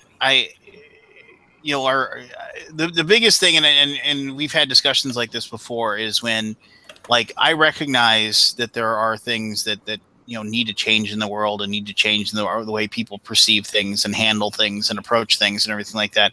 But you know, there's frustrations that people have to deal with as well, and I try to figure out my frustrations, and I try to figure those out, and I try to work past them, and figure it out. And it's just I don't know. It really drives me crazy. You know, that like those things are. If you speak out about them, then you're the jerk, right? Well, like, yeah, but like the other side of the coin is like my kids' friends come over, and like they'll stay for dinner or they come over, they sleep over or whatever. And we, like, when a new kid that we've never had over the house comes over, like we ask them, "You have any allergies? Anything? Can you have this?" Because we have, you know, people have all different things. You know, I remember. We had one time one of my son's friends was Jewish, and my wife's like, "Oh, we're having pizza." Just didn't think anything about it. The kid's not like, you know, has a glucose intolerance or anything, so she's not thinking anything of it. And I sit there and go, "Are they kosher?" Yeah. And she's like, "I don't know." I said, "You got to check these things. This is not for anything else, but." You can't give the kid, like, obviously you don't give them pork, but you can't give them like a meatball and cheese slice of pizza. She's like, well, why? And I was like, because you can't mix dairy and meat together. And she's like, really? And I was like, yeah. So we asked, he's like, no, I eat everything. But it was like those things that like, you ask people, you know. My son has lots of friends, you know, from football and everything. And, you know, I know just from people I used to work with at the hospital, you know, if someone is like Muslim or Seventh-day Adventist or they don't eat pork, period. They don't eat it. You know, obviously Jewish people don't eat it either. But like you check those things because I don't know where the kids don't go to my church, so I don't know, you know, what religion they are or what they believe in. And, you know, it's nice to ask, but the fact that if they don't eat pork, I can have pork in the house. Yeah. You know, you just don't serve it to them. Yeah. You know, it's just, I don't know. It's frustrating. And I wrestle with figuring out what's the best way to handle those things all the time. In other news, another sad news, Bobby the Brain Heenan died. Oh, did he? Yeah. The best wrestling manager of all time. How old was he? 73, 74? Yeah, 73. And he had lived the last few years of his life. He had been pretty. He had a couple of bouts with throat cancer, and like if you saw pictures of him, you wouldn't even recognize him after he had a lot of surgeries and he couldn't talk anymore. And he did not obviously look like Bobby the Brain anymore. But from what I understand, he was pretty. He was still pretty. He was still like going to shows and pretty upbeat and what have you. Toward even at the end. So, but yeah, I remember watching WWF in your house on the weekends and with him and Gorilla Monsoon, and man, those two were that was like the best commentating crew for wrestling ever. They were perfect with each other. You said someone sad news, and I waiting for the Harry Dean Stanton. Well, Harry Dean Stanton as well, but I mean, he was like 90 some years old. So was Jake LaMotta that just died. 95, Jake LaMotta. And tying it all together, Jake LaMotta. I just said Jake LaMotta. Can I finish my story here? Okay, go ahead. Jake LaMotta. Movie about Jake LaMotta. Raging Bull. who was in Raging Bull, who also died this past week? Robert De Niro. Oh, Frank Vincent. That's true. Now go get your shine bucks. So you mother. So Harry Dean Stanton, I will always remember him for 2 roles. Ash and it's Alien. No, the 2 Harry Dean Stanton roles I always remember him is he is the FBI agent that is on watch when Frank Pentangeli kills himself in Godfather 2. Yes. Hey, come on, Frankie, you got a deal? And boys, avenge me! Yes. I just remember, here, kitty, kitty, kitty, kitty. Here, kitty, kitty, kitty, kitty, kitty. Then, yeah, looks up and the alien takes him out. My father took me to Alien when I was like, what, 7, 8 years old? You just got corrected. Yeah, I said the wrong name. Whatever. It happens.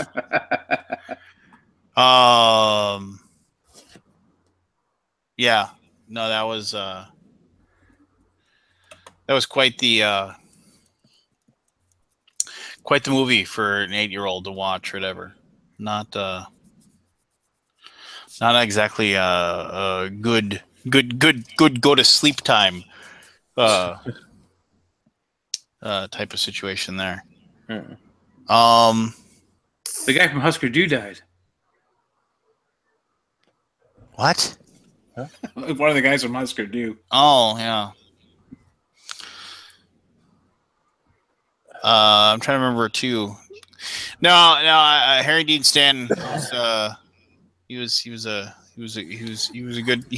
an actor that Roger Ebert used to say that any movie with Harry Dean Stanton in it cannot be a bad movie.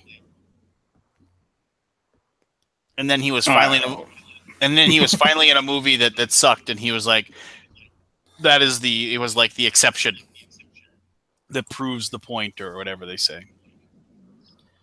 But yeah, with Bobby the Brain, I mean, it's just like if you didn't watch wrestling in the 80s, you just have no idea.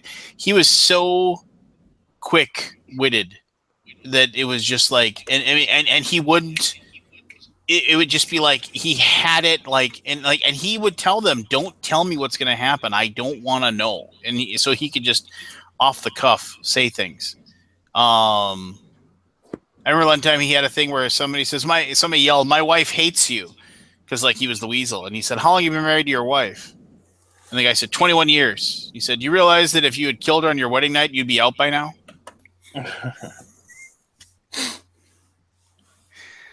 What was the other thing that he said? Oh, there was one where Hulk Hogan used to come out to Voodoo Child, and then like his co-host or Mike Tenay said, and as he comes out to the song from the classic rock song Voodoo Chili, and without missing a beat, Bobby goes, "Have you ever had a bowl of that?"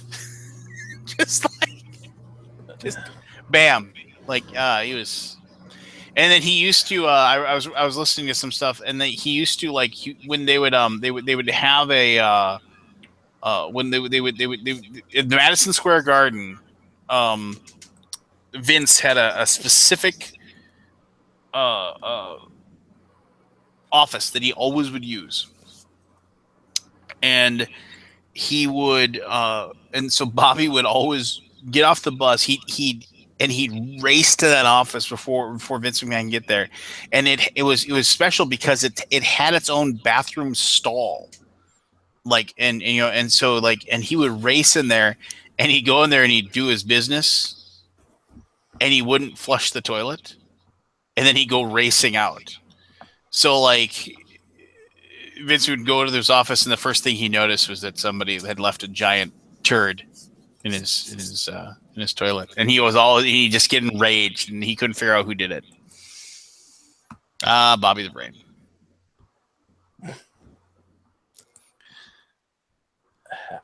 How do you know all this useless information? How? How does they just read? How does the sun know how to shine? Yeah. Well, it's late. It is late. We should probably go to bed. I got way too much work tomorrow and not enough time to do it. So, thank you everybody for tuning in. As always, if you're watching this after the fact, we apologize for the blue jokes towards the end, but it was after midnight. We'll fix that right now. God gives all the babies everything they want. Hopefully next week we'll have our we'll do our very first ever Name That Tune. I think that'll be fun. I hope you do. God gives all the babies everything they want as one of the songs. No, we're not. We'll wait till you're available for that. So okay. Yeah. So good night, everybody. Good night. Oh, hey, Anthony, don't take off. Okay, fine.